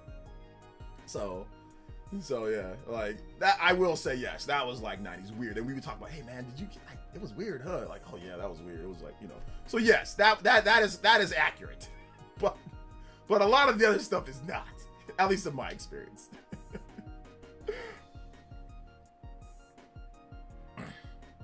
I'll give him that. Yes, I just think it's weird for, like, I don't know, like I don't think I would have made like a whole game like that, because like I said, they are like minors. I would have made it to where it was just like a cutscene, like and it's like oh, like they act weird afterwards. I would have done it like that. I wouldn't have actually made it like an actual gameplay mechanic. But I think maybe it hits harder. But I mean, once again, that's just my own opinion. It's not even really much of a game, to be honest. I've seen it's just more of like an interactive movie thingy, to be real. It's not really much of a game.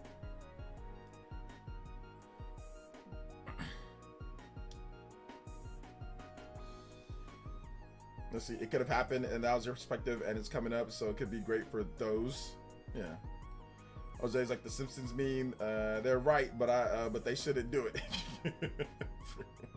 I wouldn't have, but no, I mean, I guess it hits home for some people. I think that, and that's fine. Like, I think that they did a good job of, I think they did a good job of at least trying to capture some people's vibe, you know?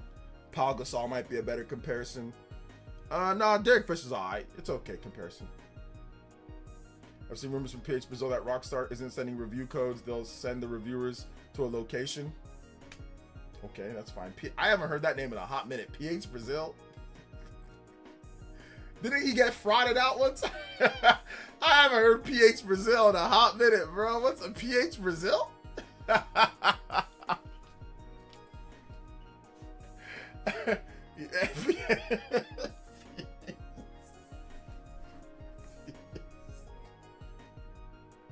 don't know, where would we put in PH Brazil? Like, I don't know, man. I don't know. Listen, it is what it is. That's old school, man. That's old school, bro. That's old school. But it's okay.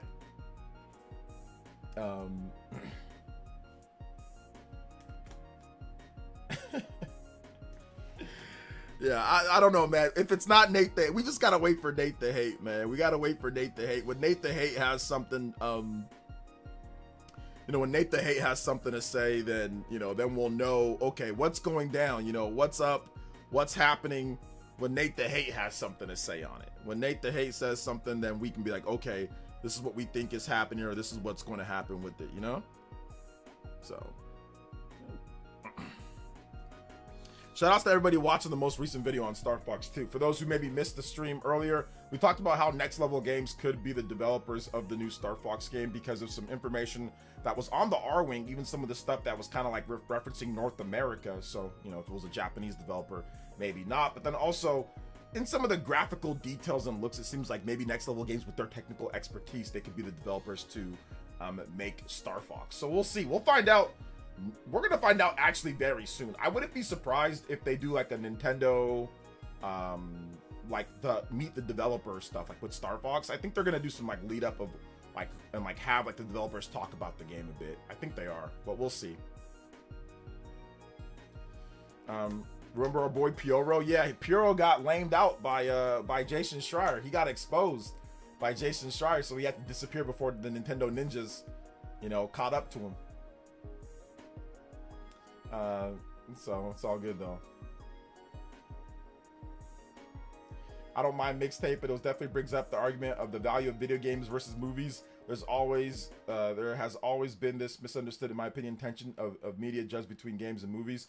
I think that's a good point, AK, because a lot of people will have certain rules for games, but then change them up for movies, and then have certain rules for movies, and then change them up for games. You know how many times I've seen people say that, oh, the Mario movie, it had no story, it was all action. There wasn't any story, I'm so angry. And then literally some of those same people say, oh, it does not matter. That mixtape has no gameplay. The story is great. So wait a minute, hold up. So you're trying to tell me that a game can have no gameplay and garbage gameplay and it's fine.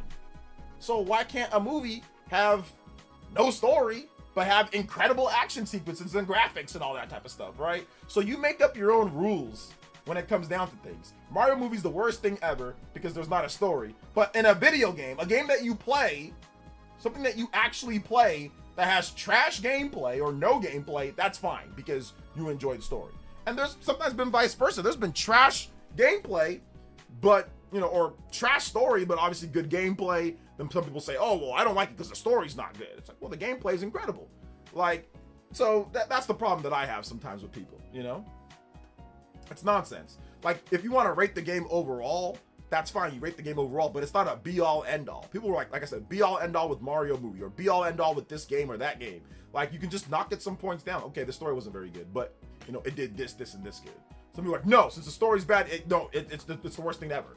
But then they play mixtape, trash gameplay. Oh, well, I like the story, so it's good. 10 out of 10. So, what? It's a game, you know?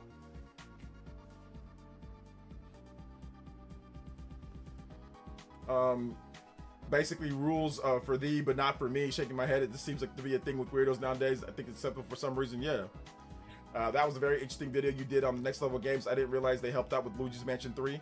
No, they didn't help out with Luigi's Mansion 3. They are the developers behind Luigi's Mansion 3. No, not even Game Boy. They are the developers of Luigi's Mansion since the first game. Dark Moon 3. Well, there's only, and like the they did like, what was it, like the GameCube one, or not the GameCube one? They did like the remake on the 3DS or whatever, or like the port remake thingy on the 3DS, and like I think like the Switch 2 or the Switch version of Dark Moon. But no, they developed the core series for Luigi's Mansion 2 and Luigi's Mansion 3. So no, they didn't just help out. They're the developers behind it. Nintendo helped them out make the game. Nintendo put some of their people to help them make the game. Let's see. I actually thought Mario Galaxy movie's plot was good. I love the dynamic between Bowser and Bowser Jr. Yeah, I thought it was okay. I love the dynamic. I like Princess Peach and, you know, Rosalina and the situation there. I like Mario and I like Bowser and Bowser Jr. Obviously, like, it's kind of fast and it just kind of runs through things, but I thought there was some pretty good stuff in there when it comes to that. But I mean, I'm not a movie guy, so it's like whatever. I don't rate movies and all that. I don't care. I don't watch enough movies for me to even have like an opinion like that. But I just, like I said, I found the double standard funny. That's all. Like, you can't have, like, it's a game, but gameplay might not be important to you, you know? So that's the thing with the $3 dono. The craziest thing to me is that if Star Fox isn't Next Level Games, that means we got some heat coming out of a somewhat new studio, and we might still get Luigi's Mansion 4 this year. I don't think it might not be a new studio. It might just be somebody within Nintendo. Who knows? So it might not even be, it could be Retro Studios. Who knows? We don't know right now. So I'm not gonna say that it's gonna be a brand new studio if it's not Next Level, but we'll see. What's up, Goat? Shout out to Ding. Thank you for another $3 dono, man. I appreciate that. That video about Next Level Games and Star Fox was great. It makes total sense. That they would be the people to make Star Fox Switch 2 look like. They made Luigi's Mansion 3 cutscenes look Pixar level. Yeah, I mean, a bit below, but yeah, I'm like ish, right? Okay, cool. Oh, okay. The developed Luigi's Mansion. My bad. That's still cool. Well, Luigi's Mansion 2 and Luigi's Mansion 3, not Luigi's Mansion 1. So not Luigi's Mansion 1. That was not developed by Next Level. They did Luigi's Mansion 2 and 3. Luigi's Mansion 1, I forgot the core Nintendo team that did that or who Nintendo did, but that was in Japan. 2 and 3 were Next Level. They're in Canada, Vancouver. Let's see here. I just watched the Mario movie and go about my day. I didn't even bother with other people. There are critiques, which is fine, but they're saying some of the wild stuff. It's just a movie. Yeah, exactly. You're saying acting completely crazy about some of the stuff in there. Or it could be Monolith Soft. It's not Monolith Soft. Monolith Soft's next big game is an RPG, which they've already stated, so it's not Monolith Soft. OJ, if Nintendo EPD Tokyo developed DK and the next 3 Mario, it seems safe to assume that EPD 9 second game of Mario Kart World. Do you agree? No, I don't agree. Just because it's you, Felipe. A game is interactive. If the story isn't good, as long as it's fun to play, you don't need to think about the story. But what I'm saying is that, like, you can like something that also doesn't have a story too. Like, you can watch a piece of media that does not have a story, and you're like, wow, that's a cool piece of media. So, for example, you can watch somebody in the UFC punch the hell out of somebody else and be like, wow, that's fun. There was no story. There was no anything. They just are fighting. And that's fun, right? So that's watching. You're not actually playing anything. You're just watching people fight. You can watch a Jackie Chan movie, Rumble in the Bronx. There's no real story. It's really nothing. So that's what the argument that I got from people was, oh, well, it's a movie. It's not interactive. You need to be able to, you know, it needs to have a story to fall back on. I'm like, no, it doesn't. Because I watched all sorts of action flicks and stuff that were fun movies that really had no story to fall back on. Had no development with the characters, no story to fall back on, not really anything, little to nothing, and it was still a fun, great movie to watch. So I reject the notion of that, in my opinion. Like, you know, you can be entertained by stuff that doesn't have some type of in-depth story and talking all day. Sure, if you don't like that, then that's fine, but that doesn't mean it's bad because it doesn't have that. That's all I was trying to say. The movie Friday, the characters are stupid, the plot's stupid, the whole movie's stupid, but Friday is freaking hilarious. It's a funny movie. It's a freaking certified hood classic. Everybody likes that movie, but come on, it's no Titanic. It's no freaking Dune or whatever these people think that are like the greatest movies ever. It's no whatever people like in terms of stories and movies. It's not that, but I'll take Friday over lots of stuff. It's silly, it's funny, it gets from point to point, it's action point to action point, joke to joke. They don't beat around the bush. It's a short movie, and there's not a lot of character development. But Debo's just big and bad for no reason. But they just introduce things real quick, and they get to the next thing in Friday. It goes boom, boom, boom, boom, boom, and then the movie's done. And it's great. It's freaking hilarious, and I love the movie. I think it's one of my favorite movies. So to sit there and say, when people say, "Oh, it's gotta have this in order to be good," that's cap. That's complete cap, and people don't even agree with what they say. I saw someone that's a content creator that say, "Oh, well, the story, that's why it's not good." I'm like, well, what about Friday? Like, "Oh, I love that movie." I'm like, so that has the greatest story? Oh, well, no, but it's funny. So you enjoyed other aspects outside of it having some type of story. Thank you for proving my point. Thank you. How you get fired on your day off?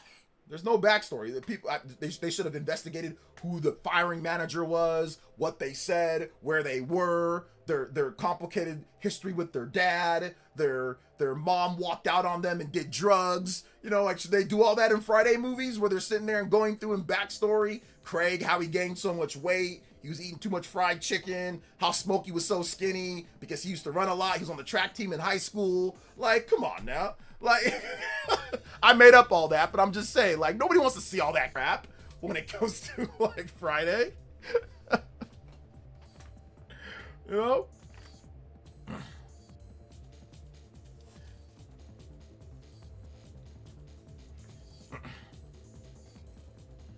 Outside the visual novels, games should be pretty much always have gameplay. Yeah. I would agree with you if the Mario movie had no intent on having an interesting plot. The movie makers thought that they would deliver good plot points. No, that's what you think that they said that. That's what you think. And once again, that's objective. You could be, I'm not going to spoil the movie for you, but there could absolutely be multiple plot points that were in the movie that felt that was emotional. Absolutely. There could be. And that's subjective. That's a whole subjective thing. That's your opinion. That's not anything that's like factual. Felipe, come on now. Come on now. I'm not going to spoil the movie, but there are definitely emotional plot points if you know the Mario series. Like I said, I won't spoil it, but there are 1000% emotional plot points in the Mario movie of revelations that happen between characters that are in the movie that will definitely have you think for a second. Come on now. Stop the cat, bruh. Felipe, if you come, Felipe, bruh, listen. If you start coming here lying, you can disagree, but stop lying. Like, stop. Stop, like, flat out lying in your disagreements just for conversation. I don't care if you disagree, but stop lying. Like, you're just flat out lying now for conversation's sake. So stop lying, bruh. You know good and well that there's things in the movie, if you watch the movie, that are emotional for some people. Even if it wasn't for you, you know good and well that there was. You know good and well that there is. Stop. No. Emotional plot points. What is emotion? Define emotion. Define it. Something emotional makes you feel something based off of what's happening on screen. You find out something about the characters in there that's absolutely an emotional plot point. That is factually an emotional plot point. Now, if you're not moved, that's fine if you're not moved. But you know good and well that that would move a lot of people when it comes to what happens between two of the characters in the game and what's revealed. Stop it, Felipe. You know what I'm talking about. That's what I'm saying. You're playing dumb right now. You're playing dumb right now. You know good and well you're playing dumb right now. To be honest, I encourage women to keep lying so we have an interesting conversation. LLJK. Yeah, he's just like exaggerating / lying now at this point because he knows good and well that there are.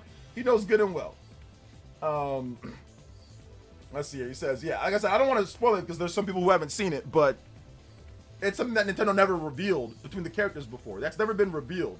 I mean, there's been hints, but it's never been revealed. Let's see, yeah, it just comes down to people finding different values and when it comes to movies. Some people want an in-depth story and some people want a mindless plot. And yeah, that's fine. What I'm saying is that that doesn't determine whether something's good or bad overall. Like, it can be, most people can say something's good when it's just mindless. Like it's UFC fighting, or when it's, you know, or when it's Jackie Chan Rumble in the Bronx. I guarantee you there's a lot of people that find some mindless plot movies exciting. 100% guarantee you that there are. There's a lot of hypocrisy when it comes down to this. A lot of hypocrisy.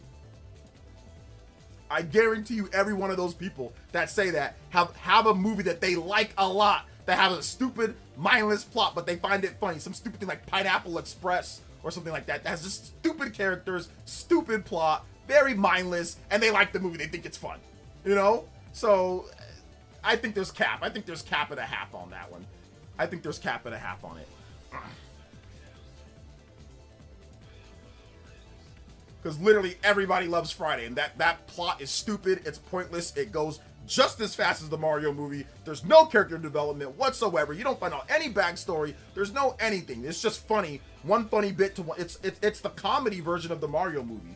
Literally, like every single thing in that movie is like a funny bit. There's like a couple serious parts. You win some, you lose some, but you live to fight another day, son. There's like some emotional backstory parts, but it's just Craig's dad being hilarious, Smokey being silly, the Hispanic dudes, the lowrider, the big worm part, the Debo parts. There's really, it's just silliness throughout the whole movie. It just moves fast, and before you know it, the movie's done. You know? I'm sorry, but a good or bad in terms of video games and movies is subjective and cannot be right or wrong. I agree, but what I'm saying, when people actually, like I said, when people actually have these weird hypocritical stances on certain things when it comes down to it, that's all I'm trying to say.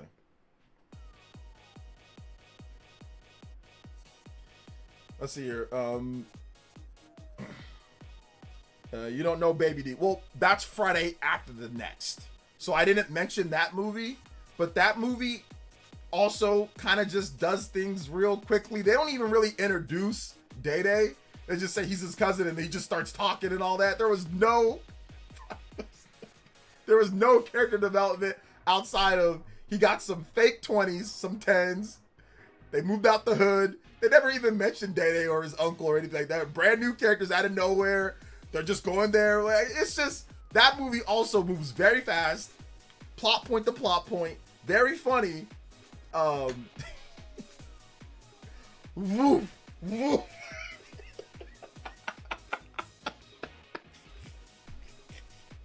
I'm not going to say what the reference is. If you've seen the movie, you know what I'm talking about. If Next Level Games is not developing Star Fox, I think that would mean Luigi's Mansion 4 is almost certainly this year. How shocked would you be if you saw LM4 was announced in the next Direct for this year? I would be shocked because I don't think it's going to be. I think that if they're making it, I think they're making both, but I think Luigi's Mansion 4 would be like a game for next year. But I'd be very shocked if it was this year. People need to understand just because they don't like something doesn't make it bad. Exactly. And that's what I said about a lot of stuff. A lot of games I'll be like, yo, I don't like it, but that doesn't mean it's bad. I personally just don't like it, you know?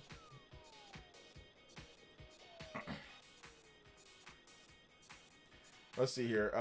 OJ, what is Star Fox's Valan Studios? I don't know who Valan Studios is. What is a Valan Studios? Who's that? Who that? Who that?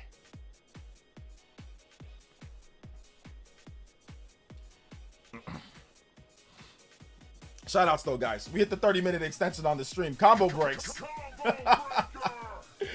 Who that? Let's go with the Noah Overclock. Hey yo. Overclock Buster! I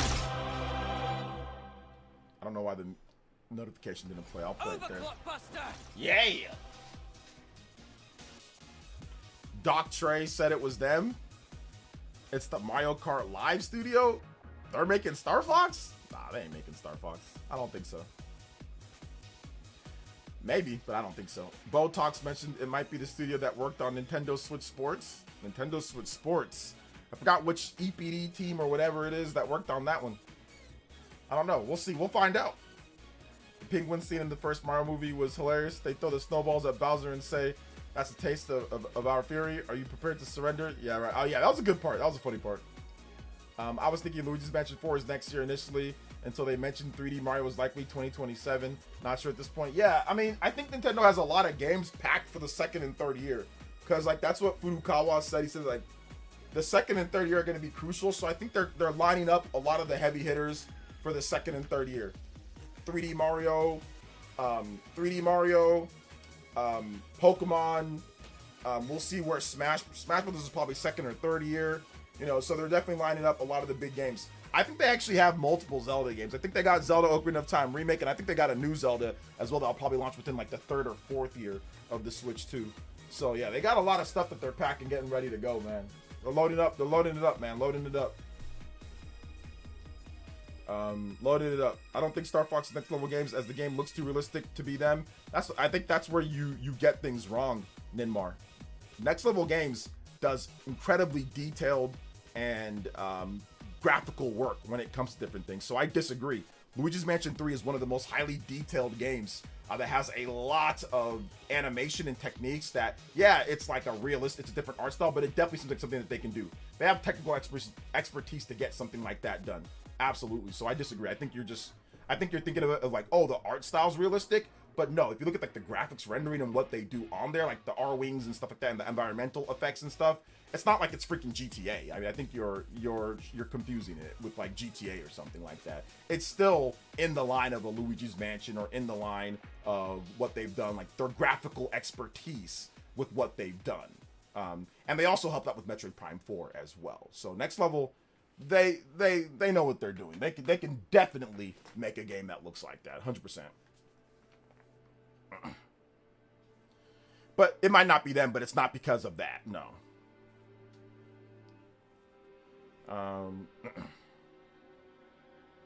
People think Smash is a massive AAA game, but when in reality it takes 3 years to develop. Well, AAA game isn't based off of how many years it takes to develop. It's based on like the size and scope of the game and development budget. When it comes to a game like Super Smash Brothers, it has a very high budget because you need to pay a lot of people in order to work on many aspects of the game. So I think you're confused on what AAA even means in the first place, Felipe. AAA doesn't mean that the game takes 10 years to make.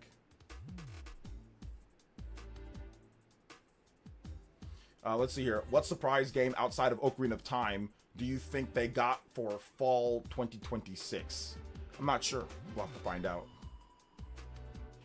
Nintendo knows that they need good and unique software to make more people transition from Switch 1. So I'm not worried about for Switch 2 software. No, they've got a pretty good lineup, and I think they're gonna have more.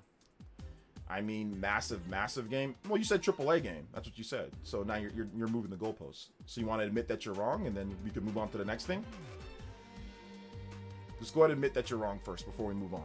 If you don't want to admit that you're wrong, I'm going to time you out if you don't. Because I've told you, stop lying and stop acting weird like multiple times now, and you keep on doing it. So I'm going to time you out if you don't admit that you're wrong. So admit that, my bad. Say, my bad, OJ and chat. I was wrong. Let me talk about something else.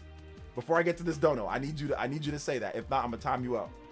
So just go in and say that. Because I already gave you multiple warnings to stop lying and stop saying stuff just to get the attention. Saying weird stuff that's not true. You know good and well that AAA games are based on the development budget and like the scope of the game, not the time. You know that. You know that. So go ahead and say that first, and then I'll get to this donation. So go ahead and say it first. Go ahead, Felipe, say it, or I'm gonna time you. I'm gonna give you 5 seconds to say, my bad, OJ. I was wrong about that. Go ahead. Go ahead. I'm waiting. 5 seconds. 1, 2, 3, 4, 5. All right. You didn't say it in that 5 seconds. Got to time you out. Let me see how long. I'm going to go with 10 minutes. No, 5 minutes. 5 minute timeout. 5 minute timeout. All right. Shout outs to Deportes Slim with the $2 donut. Says AAA means the game has 3 A's in the title. AAA, it's one for each year. So Smash Brothers, it takes about 3 years, like Felipe said. So it is a AAA game because one for every single year. 1A, 2A, 3 A's, 3 years, AAA game. Boom. Shoutouts, Deported. There you go. There you go.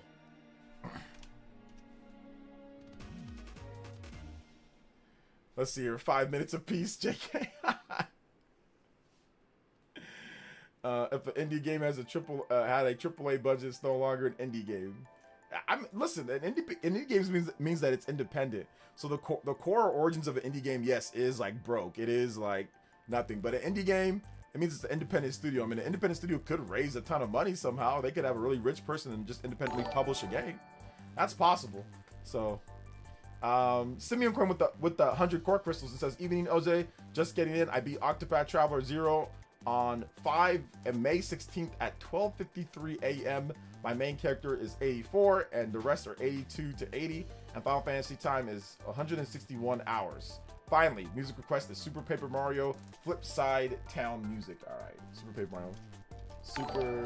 Super Paper Mario Flip Town. Press F in the chat. Psychopie with the 10 jewels. Super Paper Mario Flip Town. Yo, thank you guys. I appreciate that. Shout outs to Deported with the 2. Shout outs to Simeon Coin with the $1. And of course, Psychopie with the jewels. The press F in the chats. Press F in the chats for Felipe for 7 minutes. I guess Nintendo makes the games that are far above AAA if they're based on how long they take. Tears of the Kingdom is a quadruple A? It's a quintuple A, sextuple A.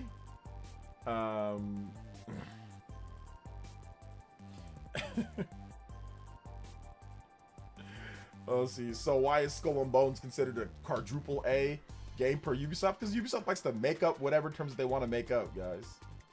Because Ubisoft makes up because they felt like making it up to hype up the game. So that's the problem.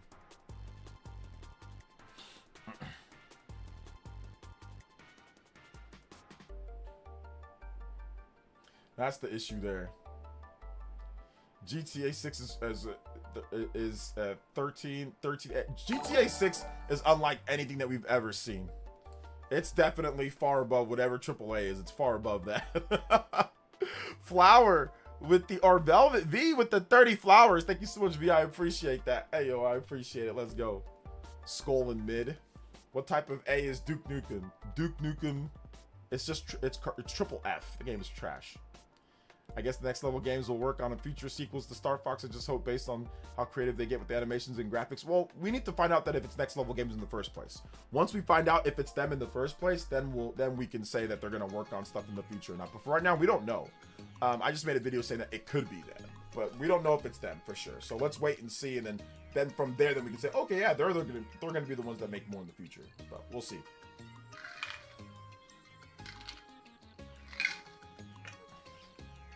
I don't know why, but GTA 6 interests me 0%. I mean, I'm not super interested in GTA 6, but I'm gonna check it out. I mean, just because it's gonna be like an industry event, so I'm definitely gonna check it out. But I'm not a big GTA fan myself. Like, I'm not huge on GTA,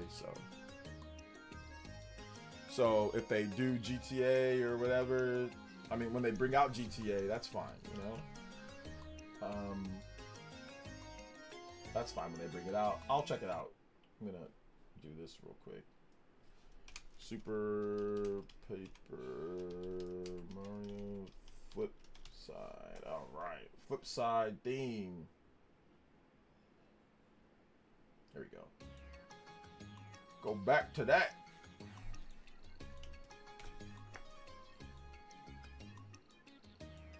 I'm seeing a lot of people too as well. Still picking up Switch 2s. I'm starting to see a lot of people buy Switch 2s on my timeline. A lot of people, like, literally, I just checked on my time. The first 3 posts, no cap. Look, no cap. The first 3 posts on my timeline. Maybe it's just my look. Package acquired. Got a Switch 2. This chick right here, Kimber. I don't even know who these people are. Got a Switch 2. Japanese dude somehow managed to get a Switch 2 before the price hike. Got a Switch 2. and Bonanza, like, bro, it's wild, man. I've been seeing that so much on my timeline. Like I said, maybe it's the algorithm, but man, over and over and over, bro, people are picking it up. Let's go. We need as many people to get it as possible. So the third-party developers keep saying, all right, we're going to keep supporting the system. We're going to keep supporting the system because the third-party developers are, they see the sales of the system, say, okay, there's a big install base on there. For Nintendo, system sales are more important for Nintendo than they are for Microsoft and Sony. Like legit, like Sony, for Microsoft, they're more important because Microsoft makes a system that makes it easy to port over from PC. It's essentially just a PC. So if you're making the game for PC, or if you're making the game for, you know, and they have Game Pass, they have like a lot of Game Pass deals. So it makes sense, you know, but for Nintendo, they don't have a system that's like Microsoft and Sony. It's not that easy to port over. So they have to show that they have a lot of sales in order to get third-party developers to support the system, you know? It's very different. Microsoft can probably sell 5 million Xbox Helixes, and there'll be tons of third-party support on the system, you know? Let's see, deported with the $5. It says RPG players are so spoiled now. If you were N64 only back in the day, you were thirsty for any kind of RPG. Now it's impossible to keep up with the great RPGs. I know, seriously. We are kind of spoiled in today's day, but like, yeah, the 64 days was rough, man. There was barely any RPGs. It sucked. I hated those days. Let's see. Where is this for the Xbox Series? Where is this for the Xbox Series? Where is what for the Xbox Series? What do you mean, Psychopod? Thank you for the $5, though, Deported. I appreciate you, fam. As long as third party is decent, I feel lost nothing with the loss of Borderlands, to be honest. Well, Borderlands might still come, but yeah, like, obviously Borderlands didn't come on time, which sucked for people that were looking forward to Borderlands. I mean, having a portable version of Borderlands would have probably been cool in 2025. I don't know about now. I've definitely seen some YouTubers change their mind and bought a Switch too. Bro, we've seen YouTubers, I saw freaking Windows Central Jazz Corden. Nintendo's the devil. He wrote scathing article after scathing article talking about how terrible Nintendo is. Talking about how he doesn't care about nostalgia, how he's not into Nintendo nostalgia, how the Xbox made him realize after Nintendo had a presentation. And this is one of the reasons why Microsoft can't sell no damn systems, because the people that are into Microsoft or Xbox, they have no idea what sells a system. I think Jazz, being one of the big guys in the Microsoft community, the fact that he watched that Nintendo Direct presentation and the amount of games that were announced, oh, that doesn't matter. You know what I'm saying? That doesn't matter. Like, exclusives, that doesn't matter. That didn't matter to him. Oh, I'm not blinded by nostalgia. Not that they had stuff like Kirby Air Riders, brand new game. Not that could be good. Not, oh, it's nostalgia. It's Nintendo. It's old nostalgia. Not that Donkey Kong Bonanza, oh, it's a brand new game, even though it doesn't play like any other Donkey Kong game. It could be good, you know. Oh, we have Mario Kart World. It could be good. We have games like Pokemon that could be good. Like, there's games that are, like, releasing in a timely fashion, you know. That could be good. It's, oh, well, it's nostalgia. They're old characters. I'm not blinded by that. But then the minute Star Fox was announced, because he liked Star Fox 64, oh, I'm buying one. I thought you said that you're not blinded by nostalgia. What happened? You know? So there's a lot of, and that's what I'm talking about, like hypocritical stuff when it comes to content creators, when it comes to people online. They'll say one thing because they didn't quite get what they want, but when it's something else that's exactly what they want, with the same parameters of what other people were doing last year, whether it's Donkey Kong or Zelda or Mario or Mario Kart or whatever, they'll make it seem as if there's a problem with you. You're blinded. It's not because you want to play good games at a consistent clip and backwards compatibility. It's not because that. It's because you're blinded by nostalgia. It is what it is, bro. But yes, 91. I feel you on that one, brother. I feel you on that one, man. Of course they buy a Switch too. Nintendo's GOAT. It's one of those people, not gonna lie, Pokopia is the best Pokemon game. I played it a decade. It's probably the last Pokemon game I'll be playing. The last one you'll be playing? I doubt that. You're gonna be on Pokemon Winds and Waves. Bet you anything you will be. Bet you 10 you'll be on that game. Great evening, OJ. How you doing today? Hopefully all is well with you. All is well. Everything's good, man. How are you, Vatsant? Welcome. Laughing at their hypocrisy? Seriously.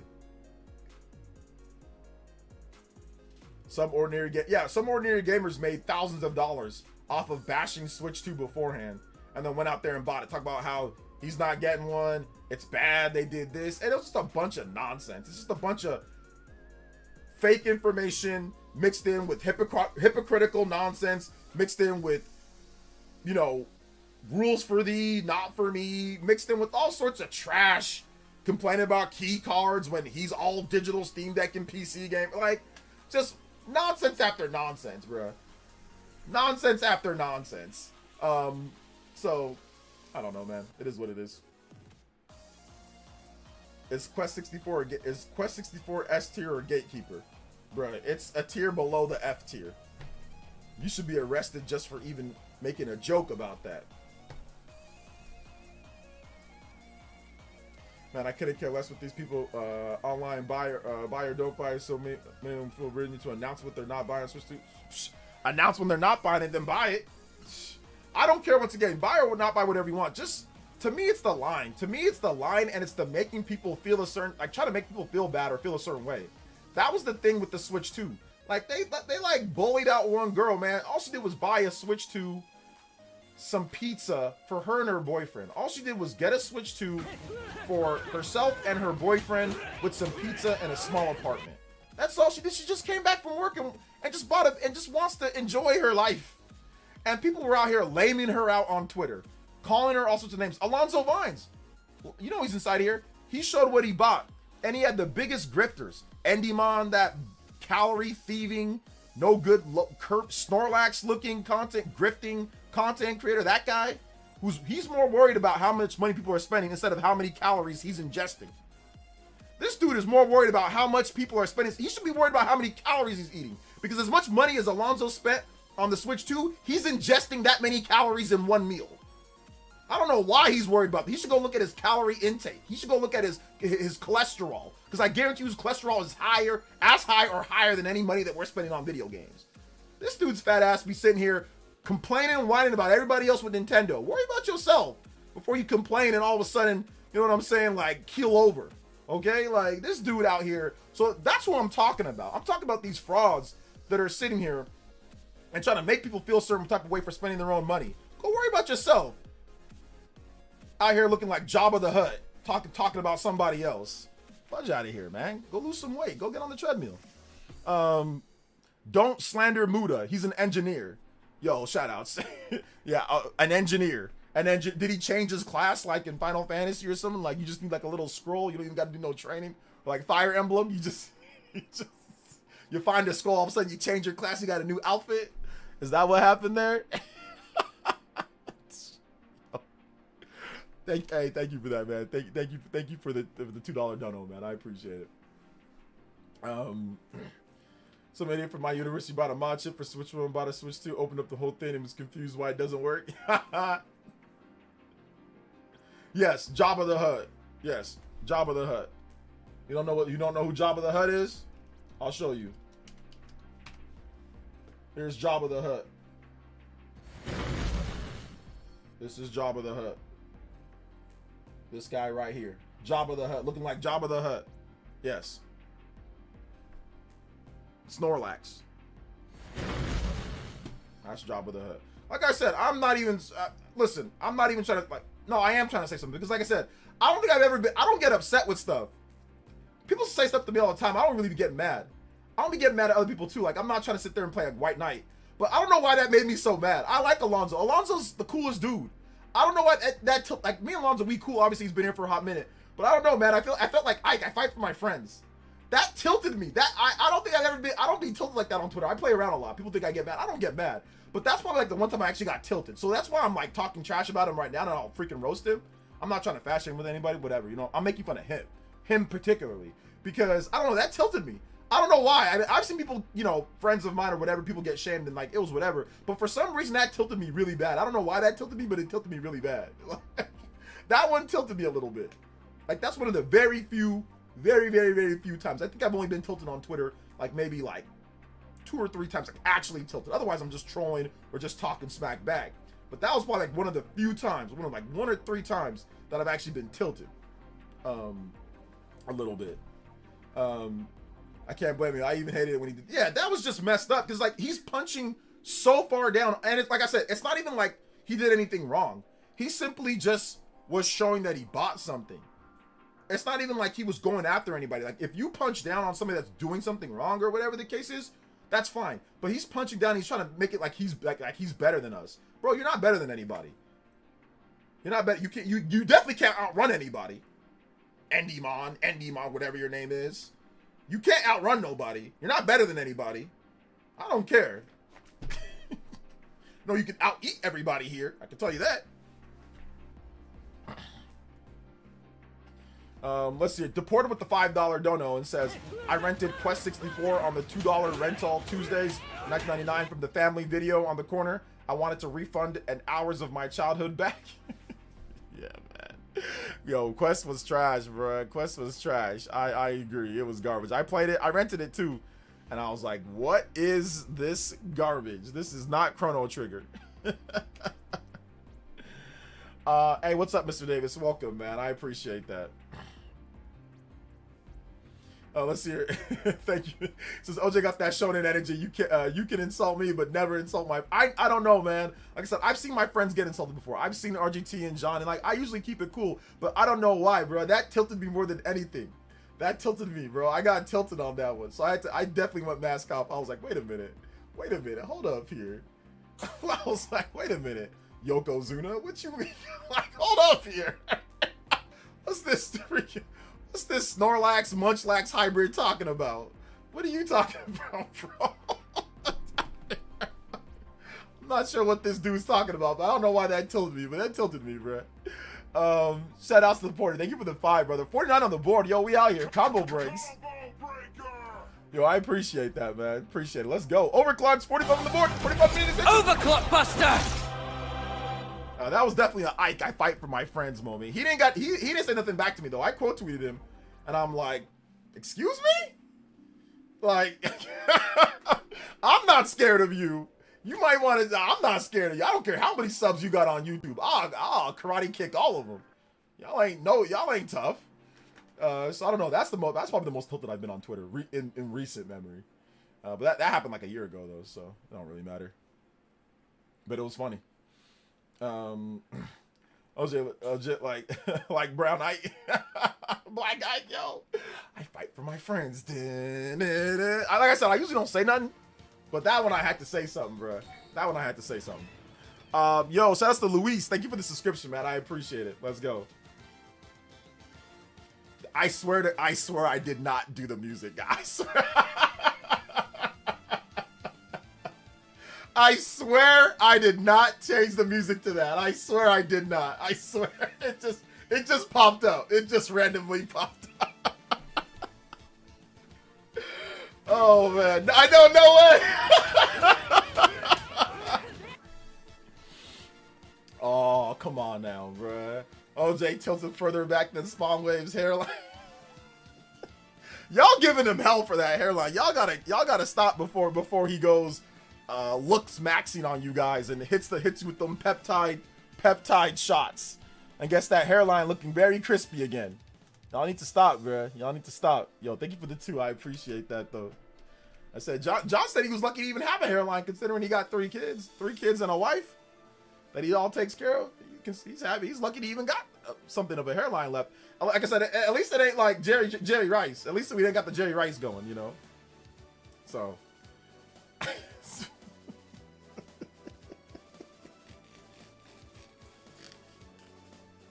Who's this, Anthony?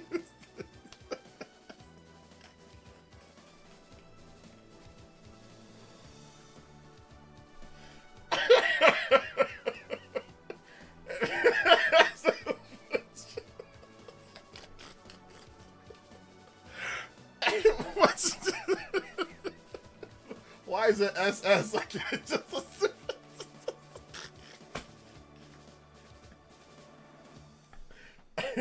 It's like Vegeta. Why can't Vegeta's hairline come forward when when you go Super Saiyan 3, like a hairline go? Why can't some of it go forward here for him? That's a raw deal on that.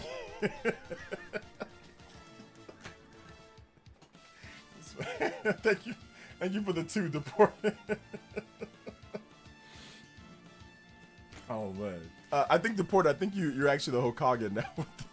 5, 6. Deporter, you're now the new Hokage with the 14. Oh man. When he did that.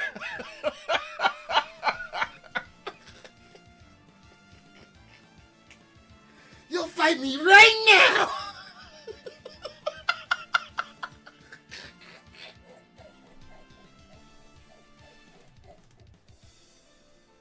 Vegeta, no!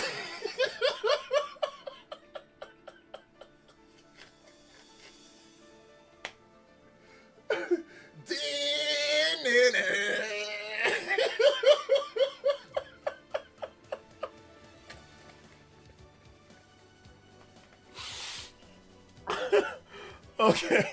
That's like the funniest thing you've ever said in the chat, bro.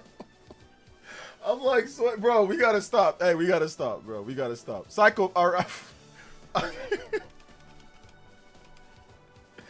Oh, my head hurts and I'm crying and I'm like sweating now, man. I gotta, bro, stop. Anthony, okay, man. I hear you. I hear you. Heard you. Oh my gosh. Your stream today feels like a version of the Spawncast, does it? I don't know. We ain't really talking about, I guess, the laughing and stuff, right? We need to start keep sponsorship for campaign. Bro, stop. We do not. Deported. Shot X with the 5 says Anymon is one of those incel dudes that hate the fact that women are in video games. Yeah, women, black people, anybody, different games. So I don't take anything he and his audience says. I don't either. And I don't really respond to a lot of the stuff that he says. Like, I've responded to maybe like a few comments. I don't really respond or get like tilted on anything. The only thing Shaw X that I got tilted on was when he punched like super far down on somebody that didn't say anything wrong. Like, if you want to punch down on someone that says some like stupid stuff on Twitter, be my guest. Heck, you can do whatever you want. It's a free, it's free. You can do whatever. You can say whatever you want as long as you follow the rules. My issue was that it was an elite ninja, Alonzo, and Alonzo did not do anything. Alonzo has served our country. You know what I'm saying? Alonzo is a stand-up citizen. Alonzo does so much good stuff. He's a good guy. You don't need to be like, and like this, Alonzo's went through a lot, man. Like when it comes to his kids and everything like that. All this man did was post his video game stuff. He likes to click video games. He likes to play video games. All this man did was post this stuff because he was excited about it.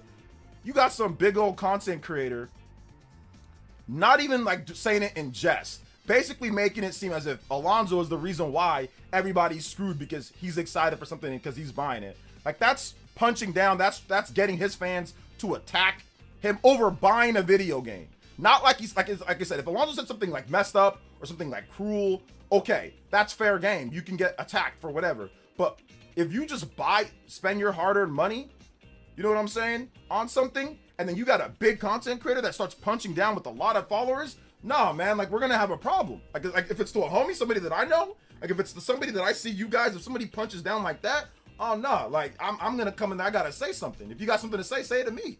You know what I'm saying? So it's like, I don't know, man. Like, I don't know. Like, I've always had that issue sometimes, man. It's like, I'll let myself get beat up, but like the minute you try to mess with somebody that can't defend themselves that way, type of way, I gotta step in, you know? They made fun of John's hairline too on the Spawncast earlier. Someone super chatted saying he had a hairline looking like Hulk Hogan. It was funny, but OD, it's not that bad forehead. Also, will you be going back on it soon?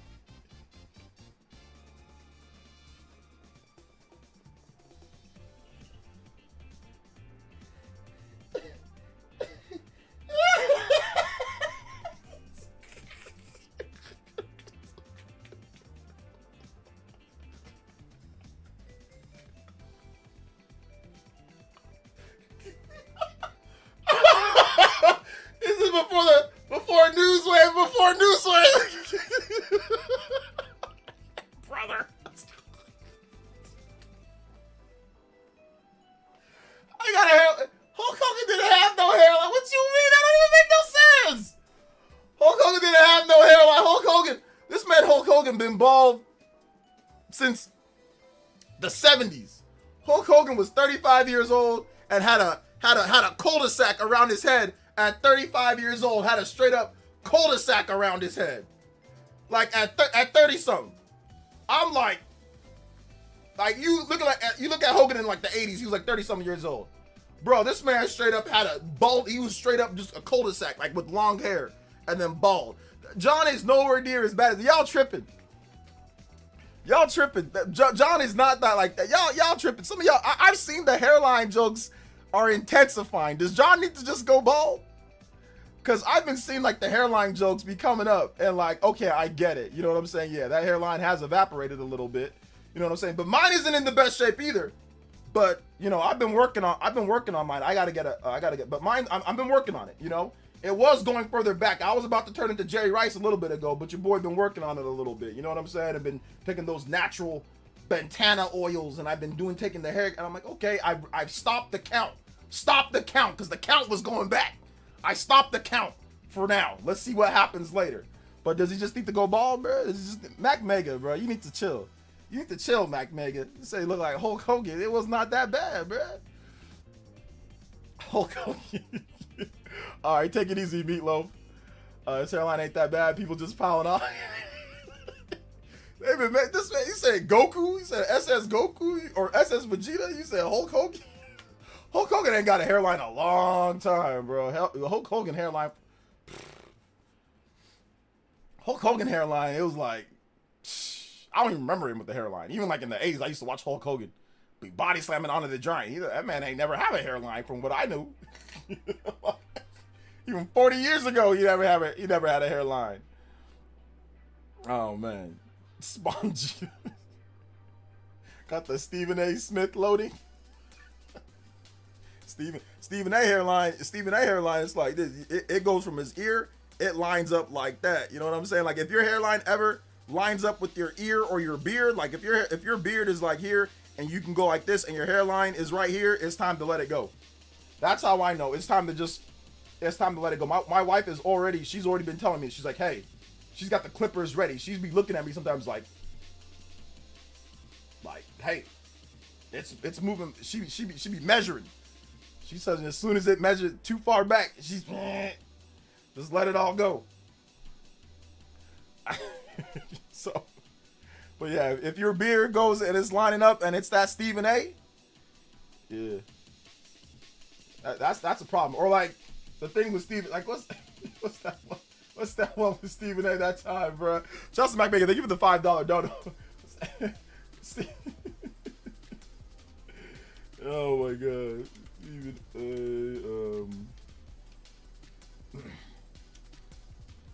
I got it, bro. This is the problem that I have, bro. Like I said, the hairline, it's looking to the point to where the Stephen A had this hairline going right here, man, where he was out here doing this dance. Let me see here. With these mass dance crew. All right, here we go. I got it right here. Like, bro, like here's the problem, bro. Like, how is this even a thing? Like, the mask is right.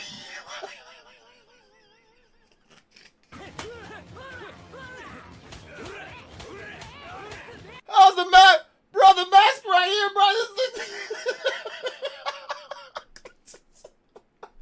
The mask right here. Look at this, bro. Look at the distance.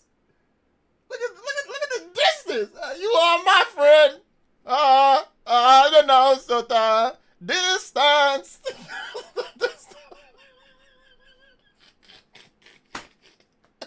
If you ever wear a mask and you got a 1.5 feet between your hairline and where the mask goes, bruh, it might be time to cut. It might be time to cut it off. Cause that hairline's lining up with this ear. It lines up, bruh. The funny thing is, I think this is actually kind of good compared to where he has it right now. That's actually, I think, better. This was years. How many years ago? This was McGregor versus Floyd. This was like 8 years ago. Overclock Buster!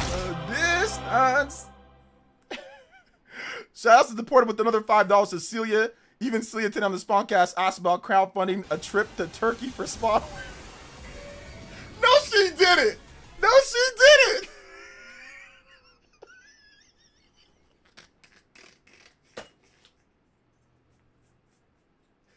Y'all need to stop. Stop the count. Stop the count. Stop the count, bro. Stop the. Y'all need to. All of you guys need to stop. Seriously, stop. Stop. Deported. Stop. Psychopath. Stop. Back. Stop, bro. What do you mean she didn't ask no crowdfund, no trip to Turkey? Stop the cap, bro. Stop the cap. She didn't crowdfund no trip to Turkey. You guys are stupid. No, it's real. Oh my God, bro. Oh no, no. Y'all made me delete my whole freaking thing here. Hold up. Why is there no? Wait. I don't think it's that bad. You guys are exaggerating. I don't think it's that bad. I personally don't think it's that bad. Y'all just be making stupid jokes with Dragon Ball Z and Vegeta. Because y'all know I got a Vegeta one time. Y'all remember the Vegeta that I got? Dr. Wily hairline. Mega Man. Dr. Wily. Dr. Wily ain't never had a hairline. This man been old since forever. Even back in like his old days, he was old. Like even back in the day, he was old. That's why he's mad at Dr. Light. Dr. Light always had a full head of hair. That's the real reason why Wily was mad. It wasn't because he kicked him out there because of the robots. It was because Wily was balding before things even got going. That was the real reason. Oh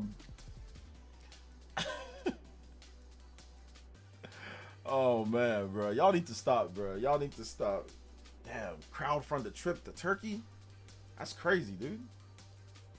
I might have to go bald pretty soon, unfortunately. I'm so pale, it'll look quite ugly. Nah. You got a beard, Sabo? Here's how you guys get it done. Like, if you're going bald, because, I mean, people go bald. I'm going to go bald. Everybody goes bald at some point, for the most part.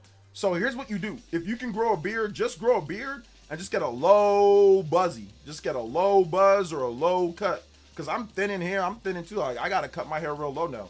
So, you ain't got to go bald, really. All you got to do is just go... No, you go bald, but just grow a beard. And then all of a sudden you balance out the pale, right? You got a shining chrome dome light bulb head Krillin.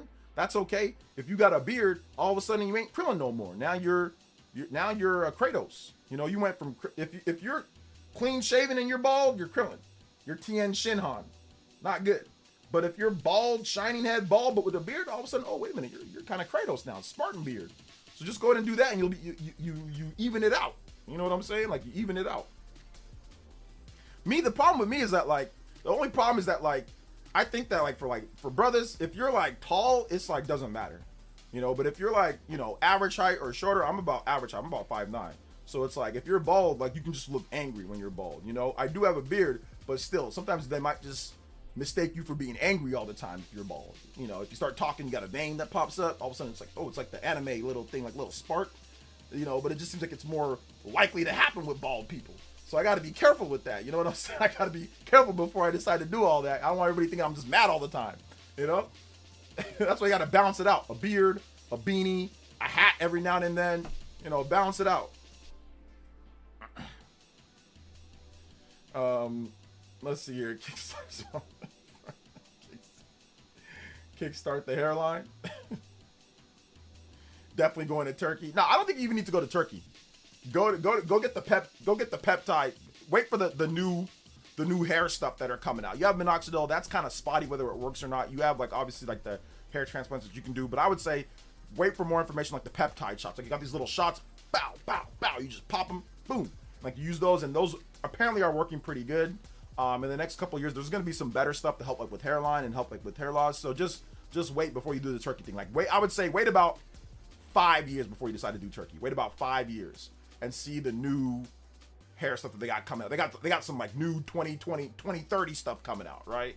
That are in testing phase that are just starting to roll out now for people to be able to use. So just wait. Don't do Turkey yet. Turkey is like GTA. You go in there one day, turn you into a whole different person. You come out looking like one person, come out looking like Chris Brown. Like I seen people go there looking like one person, they come out looking like Kylie Jenner. You know what I'm saying? It's crazy. Or come out looking like Kim Kardashian. Paula Abdul. Deported. It says at least it's not the Tim Pool. That guy's a schizo. He's a schizo. He's a bit of a schizo. Brother, 5 years. My hairline got a year max at the tank. Just use minoxidil. Captain Kingston, just use minoxidil. You just gotta hold the line like the Xbox guys. Hold the line. Asha Sharma's coming. Sharma's coming. Hold the line.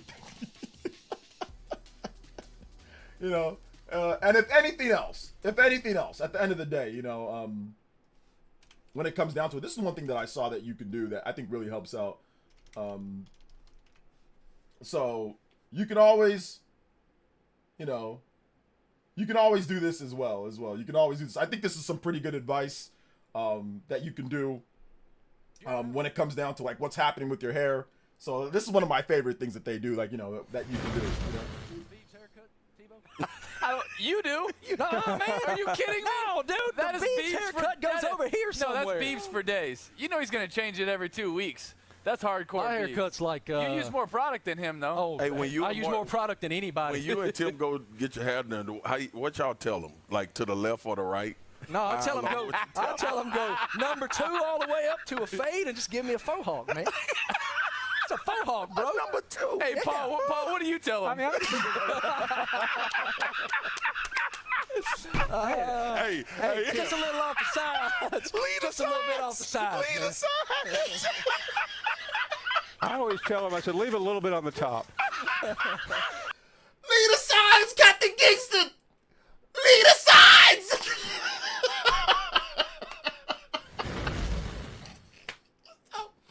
Just tell him to lead the sides, right? That's all you gotta do. Just tell him to leave the sides. Oh, man. Lead the sides. Lead the sides. He said, hey, man, what do you tell him? That's gotta be the funniest thing. That clip is still, how old is that clip? Like 4 years old? That's gotta be the funniest, one of the funniest clips that I've ever seen, man. One of the funniest clips that I've ever seen was that. Lead the sides. Hold the sides. Yeah, just use some minoxidil foam, man. Might work better. Every time I use the liquid, my scalp itches. Yeah, it's going to itch. It doesn't itch for me when I use it, so the foam might be better. The foam's way more expensive. It's like double the price for way less. The liquid is significantly cheaper, and it's the same thing. It's just not foam. So it's up to, you know, it's kind of like based on like how much you want to spend. Like you can get like a whole year's supply on Amazon for like $60, right? Whereas foam, it's like you get like 3 months for like $50 or something like that. So, or it's like, oh, you can get like 6 months of foam, but it'll be like some generic brand, but it all kind of works the same for the most part. I've had a bit more success with some brands than other. Right now I'm just like on a generic Amazon brand. It's been working pretty good. I think it's been fine. Like I've been regrowing like hair, like the thing hair. So, just go bald, an embarrassment. Just, yeah. Or you can just go bald, man. Like I said, bald and beard always works. I think bald and beard, like, or bald and like low buzz, bald and like bald buzz haircut, like where you cut it so low that there's some hair, but it's like, it's so low that's basically bald. Just bald and buzz works, called the buzz bald beer. The buzz bald gear haircut. Just do that and just roll with the beard. You're good. You're good. You don't even really gotta have hair on your head. OJ, do I like Shining Force? It's alright. What if you don't have a beard? If you don't have a beard, you're screwed. No, I'm joking. If you don't have a beard, you gotta make sure that you're in pristine shape. Like there's gotta be like, you gotta, like I said, you've gotta balance it out. Like you can't be sloppy, you know, no place. You gotta have something in line. So, okay, you're bald, that's fine. Are you in shape? All right, you're bald and you're big. Okay, do you dress good? All right, are you, you know, you're bald, you're big, and you don't dress good. Okay, we have to have an intervention. Because, like, you can't have all of those. Oh, you have no good job? Like, no, you can't. So you've got to balance where you're deficient in. Don't have a good job? Okay, at least be in shape. You have plenty of time to go to work out to go to the park and run and do some push-ups. You should be in shape. If you got no job, you shouldn't be in shape. You know what I'm saying? You got no money, you shouldn't be big because you shouldn't be spending money on, you don't got no money for food like that. So it's like, you got to balance yourself out. You know what I'm saying? Like, whatever you're deficient in, make sure you're good in other things. Okay, you don't look that great? Well, make sure that you got a nice apartment and a nice car, a nice house and a nice car. You got a nice job, you're stable and you're steady and you dress good. You know, so balance yourself out, guys. Nobody here is ugly. Nobody here is ugly. It's all about how you present yourself. You know what I'm saying? All about how you present yourself. Like I said, if you think that you're ugly or people tell you that you're ugly, well, you better have some muscles. You better look good. If you're short, you better be in shape. You know what I'm saying? Like, just balance yourself out. You know? You're short. You don't look good. Dress nice. Have a good job. Have a car. Have an apartment. Or have a house. You're fine. Somebody will run along. or move to California. There's I'm joking. Shout out to Shell Katana with the big $20 dono. You're not ugly, party man. Stop the cap. It says, miss seeing you on the Spawncast. I found it hilarious how the guys put in a super chat on there that was basically dissing you. I find it funny how they send that only because you weren't on the podcast, cowards. What was the, oh my God, what was the super chat? I'd love to hear about it dissing you. That's great. What was the super chat? I love the hating super chats. I love them. Thank you for the big $20 dono though, man. I appreciate it. I mean, John gets dissed on his own podcast too. They're talking about his hair, so I can't be upset at that. But I'd love to hear what it was. That'd be great. Thank you for the big 20. Oh, so you're on the Hokagen stream, Ninja? Oh, actually, never mind. Departed is now that with the 21. If Boogie can get play, there's no excuse. Yeah, that's because he was paying for it though. He was like paying hella money for it though. You know, with Josie's sister. No, I'm joking. It wasn't actually Josie's sister. Let's see here. I'm gonna send you a pic of the super chat. Oh, okay, cool. Send me it. I gotta know who it is so I can make sure I say something back when I'm on the Spawncast next time. I don't really understand the dressing nice thing. At some point, clothes come off. I don't know. Well, yeah, true, but you go out with them, house gang. You gotta go out to places. You gotta look good when you go out. You're not gonna go naked.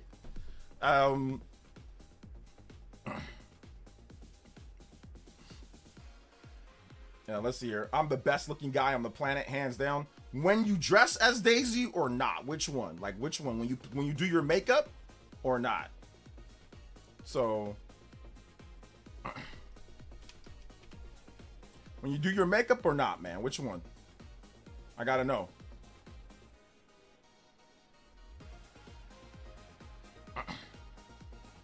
Oh,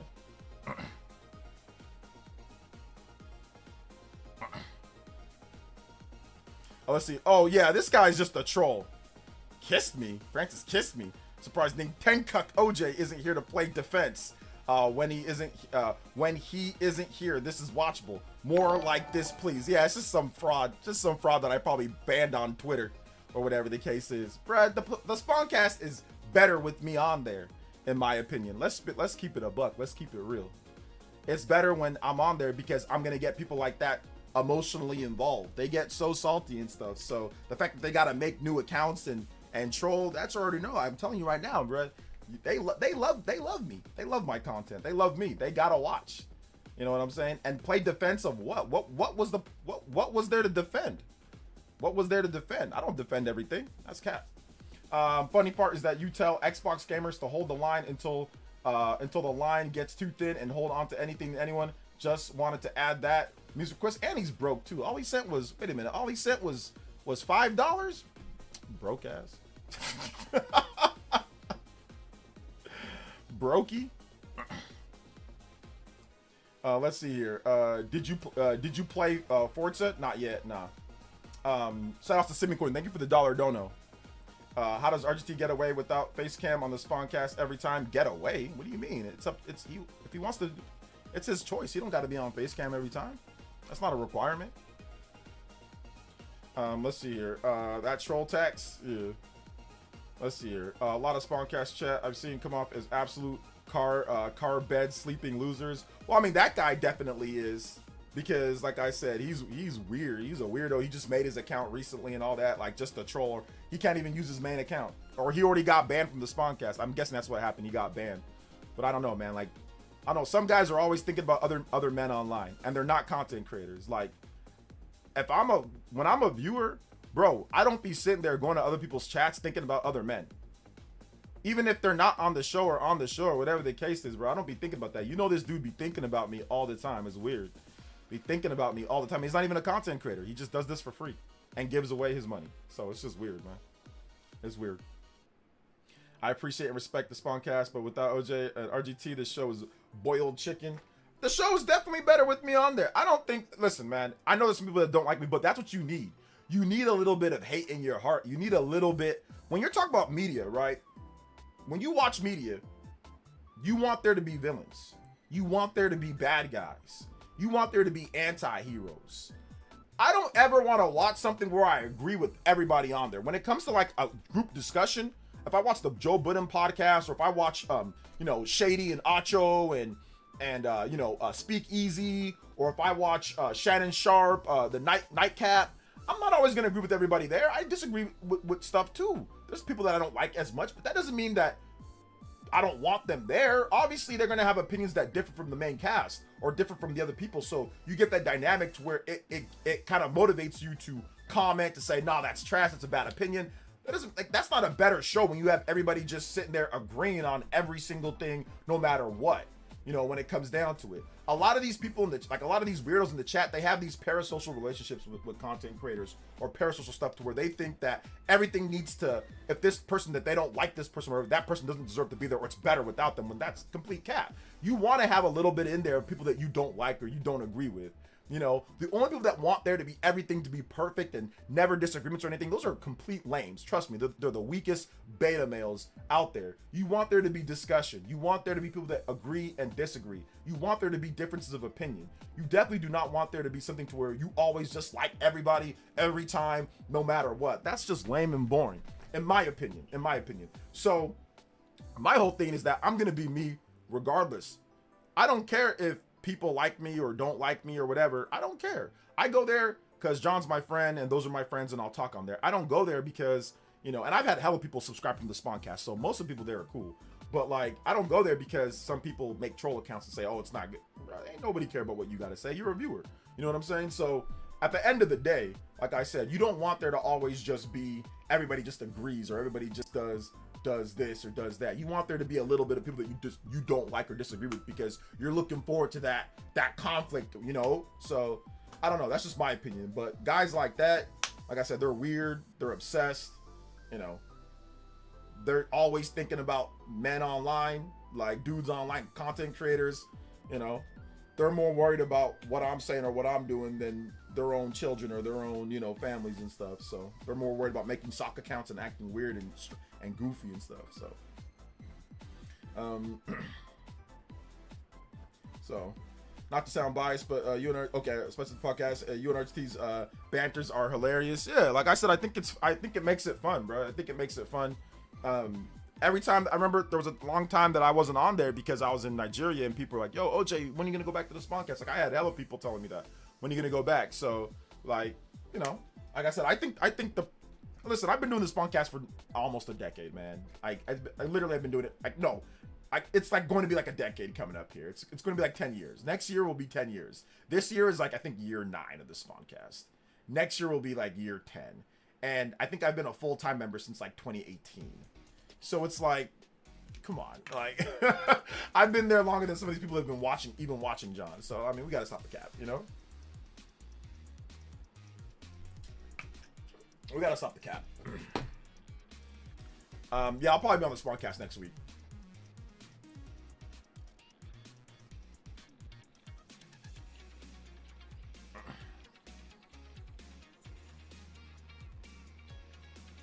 Spawncast is not the same without you, man. I hope you know that. You're the life of the party. I think RGT is definitely the life of the party, and I'm like in the background, like, woo. Sometimes I just say things just because I know Spawncast people are gonna get a little riled up at times, just because I know it's like, they'll probably disagree. So let me just go ahead and say it. Have you guys all seen the Valve glazing with free games they are offering due to the delays of the Steam controller? Nintendo offers a premium game with a $500 Switch 2, and it's literal crickets. Listen, I'll tell you something right now, man. When it comes to Valve and all that, it doesn't matter. Gabe Newell can come, literally come, shoot your parents, steal your video game systems, and and probably leave a Steam controller, and you'd be like, thank you, yes, Gaben, yes, I love you, Gaben, I love you, thank you so much for shooting my parents, thank you so much for ruining my life, I appreciate you, yes. It don't matter what Valve does. It really don't matter. These people will never really say anything, never, like a lot of these people, bro. So it's crazy they call me something like Nintendo, bro. I'll call Nintendo out when they do something that I don't like Mario Kart World with the pricing. Like, I was the one that was telling them, by the way, I'm not saying they did this because of me, but by the way, I was saying that, hey, they should include, if they do increase the price, they should include a game. That was me. I was one that said, hey, look, man, these GameCube cards, man, they got to find a way. So I don't want to hear any of that. They're just mad. A lot of people are just mad because I was right about a lot of things. They were wrong about the Switch 2, and I was right, and I'm obviously confident enough to say that I was right. They don't like that, man. People don't like sometimes when people be a bit arrogant about it or whatever, but I already knew I was going to be right, so it don't matter. John needs to have Philip back on the spawn wave. Yo, let's go. Imagine the Spawncast anniversary episode with all the former members in it. Yeah, that'd be pretty cool. Like all like Click and all that. Yeah.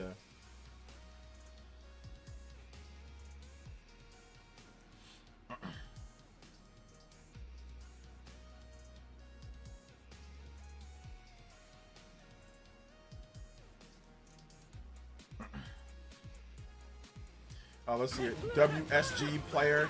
Yo, what's good? What's good? What's good?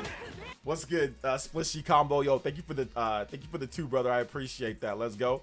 88 or no, 89 on the board. We are what? 11 combos away from the platinum. Hey, yo, I appreciate that, guys. Thank you for the support, man. You guys are goated. You guys are goated. You guys are goated, bruh. Seriously. Valve with free games, bro. TF2 has been free for years. I'm just saying, like, that's the thing, bro. That's the thing when it comes down to it, bro. And also, another thing that people do, which I think is stupid, people confuse defending something with facts. I put out facts.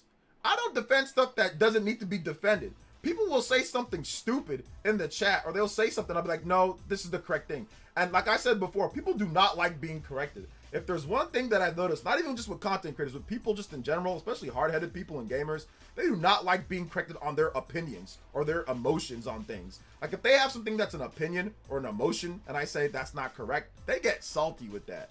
They get real salty. So that's another thing too, man. Like people get mad because I bring the facts, and all they can do instead of saying like, oh man, he's right about that, they just say, oh well, you're just a fanboy, you're just defending. I'm like, nah, tell me what I've done wrong. Like I did in my debates. Okay, I'm a fan. What did I say? Well, you guys, y'all remember when I say that in my debates? I'm like, well, what did I do?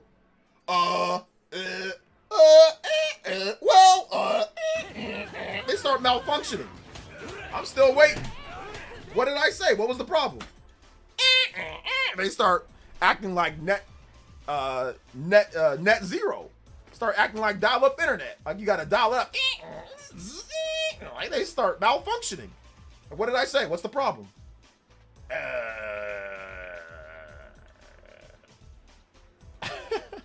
The porter with the 2 says, I like Valve, but I miss when they made games. Bro, I said, nah, I don't got a problem with Valve. You can like Valve. I don't got a problem with them. I said, just some people be acting crazy. Like gaming can do anything, man. They can increase the price of the Steam Deck, get rid of the $400 one, charge $100 for a controller. They can do whatever they want. People say it's the greatest thing ever. So. Like AOL, bro. I did that with AI Slop Tuber. I'm like, what did I say? What did I do? What did I say so bad? Well, you kind of. I'm like, get a load of this guy. I'm still waiting. I'm still waiting for somebody to come through and tell me. Still waiting. Let's see here. Haters be like, AOL connection dial tone, bro. But anyway, shout outs to Gaben. Why are you spelling it like that? Why are you spelling it like Gaben? Why are you spelling it G-A-Y-B-E-N? Did I popularize that within the community, calling him Gaben? I don't remember where. Did I get that from somebody else? I don't remember, man. I don't remember. Is that not how you spell it? Bro, I thought you spell it. I don't know how you spell it. I spell it G-A-B-E-N, Gaben.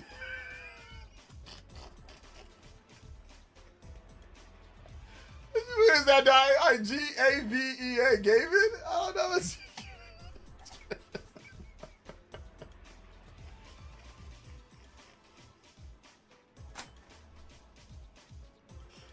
I can find those good and well. You spelled it like that on purpose, bro.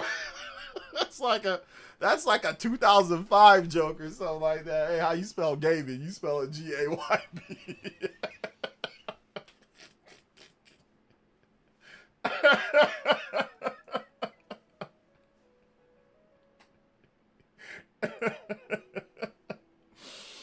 They try to make that $100 Steam controller seem like the best thing ever. They really were, bro. But you know what? It is. It's Valve. It's the best. Like when you drop it, it goes it screams.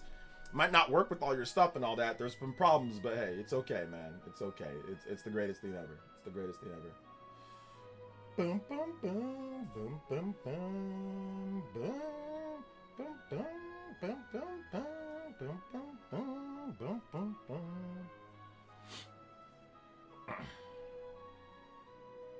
OJ is acting like Hulk Hogan, claiming he invented stuff.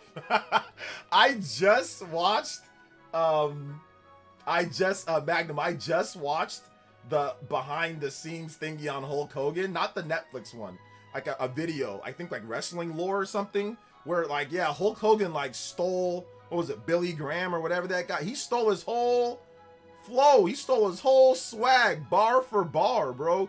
He stole this, he stole the shirt rip, he stole the posing, Hulk Hogan stole everything. He stole the whole flow from that one guy, bro. It's kind of sad. He stole everything from him. I didn't know that beforehand. I didn't know Hogan stole all that. I thought that was like an original gimmick with Hogan, but it's not. There was a guy before it that Hogan actually stole all that from. Vince McMahon and Hogan, they plotted and basically stole it all from him. You know, before Hulk Hogan. Yeah, I know, oof. I know, oof.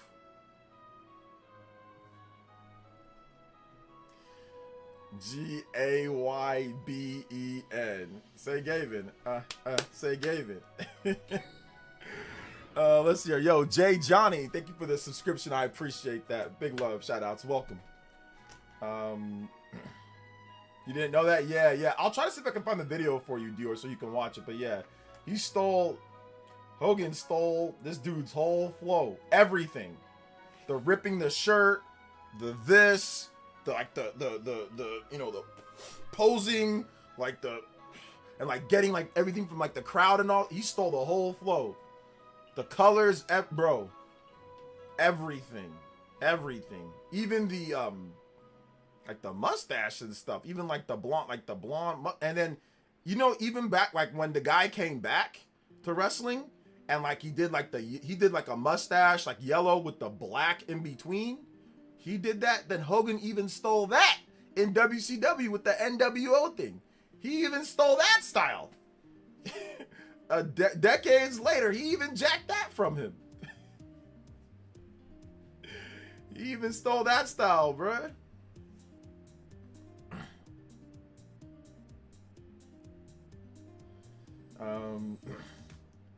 This Hulk Hogan is an absolute POS, but the spray paint meme, of his peak, yeah. I remember watching a lot of Hulk Hogan when I was younger. I remember just seeing him, you know, he was like what got me to watch wrestling. It was like Hulk Hogan.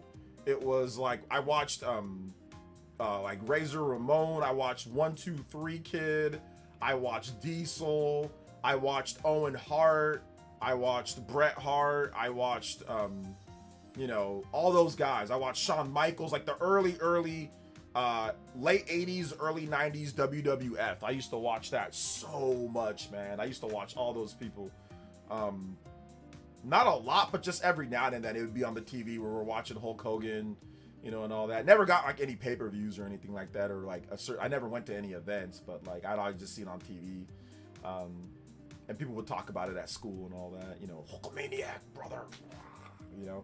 But I was never like a super fan or anything like that. I always liked, I didn't start getting like really into wrestling until WCW, like in the mid 90s. Mid to late 90s, I started watching WCW a lot. I got really into WCW with the Outsiders and like Hulk Hogan and like NWO, and then NWO Wolfpack, Kevin Nash, you know, Razor Ramon, Conan, all those guys. Booker T. I don't think Booker T was in it, but Booker T for just WCW. Booker T, the Giant, DDP, Raven, quote the Raven, nevermore. I used to watch all that stuff, man.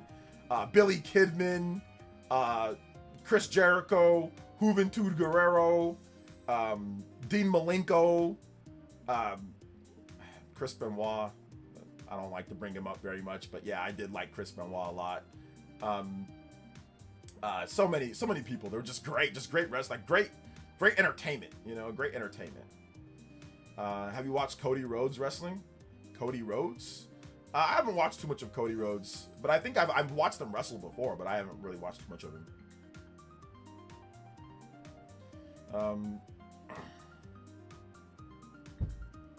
Hulk claimed that they asked him first about the grill that George Foreman ended up doing.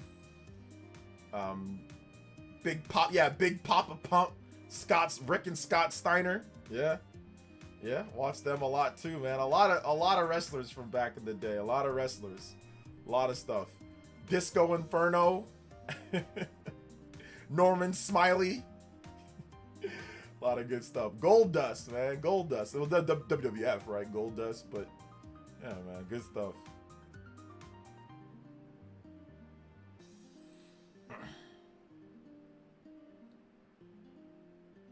Stone Cold. Yeah, Stone Cold wasn't WCW, but they didn't know what they had at WCW, so he went to WWF. But then, like, I remember I stopped watching WCW. I was there because, like, before like the internet. And, like, I didn't know. Like, it wasn't before the internet, but it was kind of like, and I didn't know that WWF bought WCW. So I watched the episode. I was watching the WCW, like, when Shane McMahon or Vince McMahon was like, I purchased WCW. And I was like, so I started watching WWF after that. Like, actually, like, the Attitude Era. I started watching a lot of WWF. And I watched WWF in, like, the late 90s and, like, the early 2000s. And then probably, like, by 2005, 2004, I kind of stopped watching WWF. And by college, like by like 2000, like by the time that I went to college in like 2007, I had pretty much stopped watching. I had pretty much stopped watching by 2004, 2003, 2004. I stopped watching.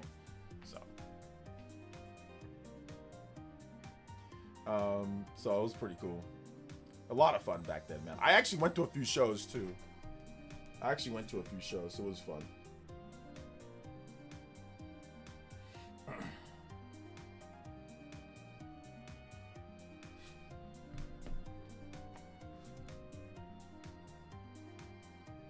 When The Rock and Austin left, it was all downhill.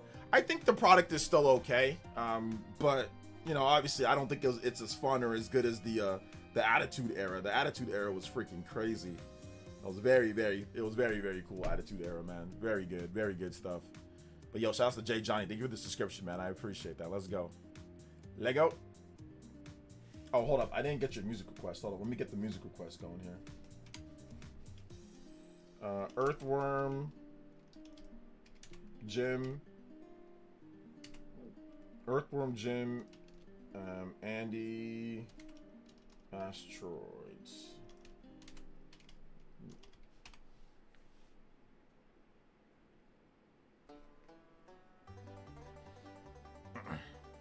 Attitude Era sure was something. We did see the old woman give birth to a hand from a black guy. Yeah, Mark Henry. I watched that live.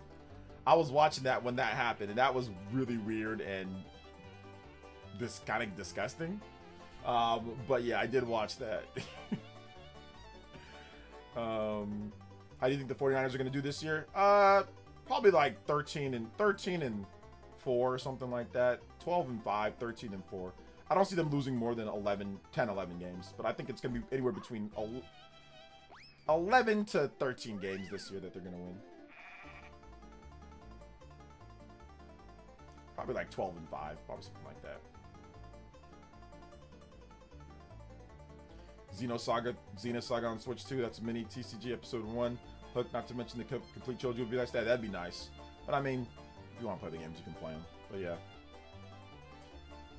In the ring, got better, posted Austin and Rock leaving with Ruthless Aggression Era.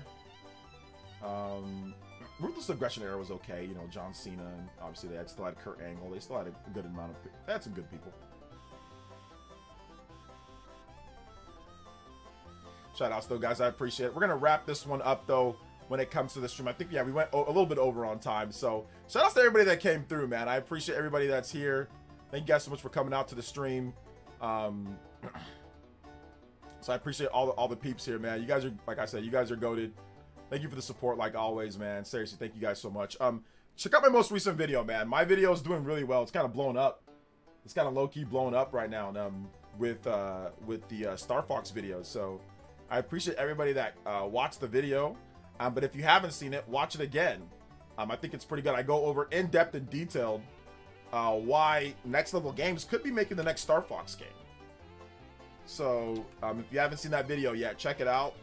I talk about pretty much Star Fox, the whole thing there. So I'm gonna try to do more singular topic videos and just like do more discussion videos, like multi. I mean, I'm gonna try. It's always harder. It's easier said than done because sometimes I can't talk for that long about something. Shout outs to Cool Guy. Appreciate you, man. Appreciate you guys. But thank you guys so much for coming out to tonight's stream, man. It was really fun. Thank you guys. We'll be back on Monday with a regular stream. Next Friday, there's going to be an earlier stream. We'll be back again on Monday for a big stream. So it should be fun. I am going to relax and hang out with my boy, eat some dinner. But check out my most recent video, guys. I linked it so many times in the chat. Go comment. We got a new Switch 2 giveaway. Well, we've adjusted it, so it's going to be given away sooner. Either when we hit 140K subscribers or by before September 1st.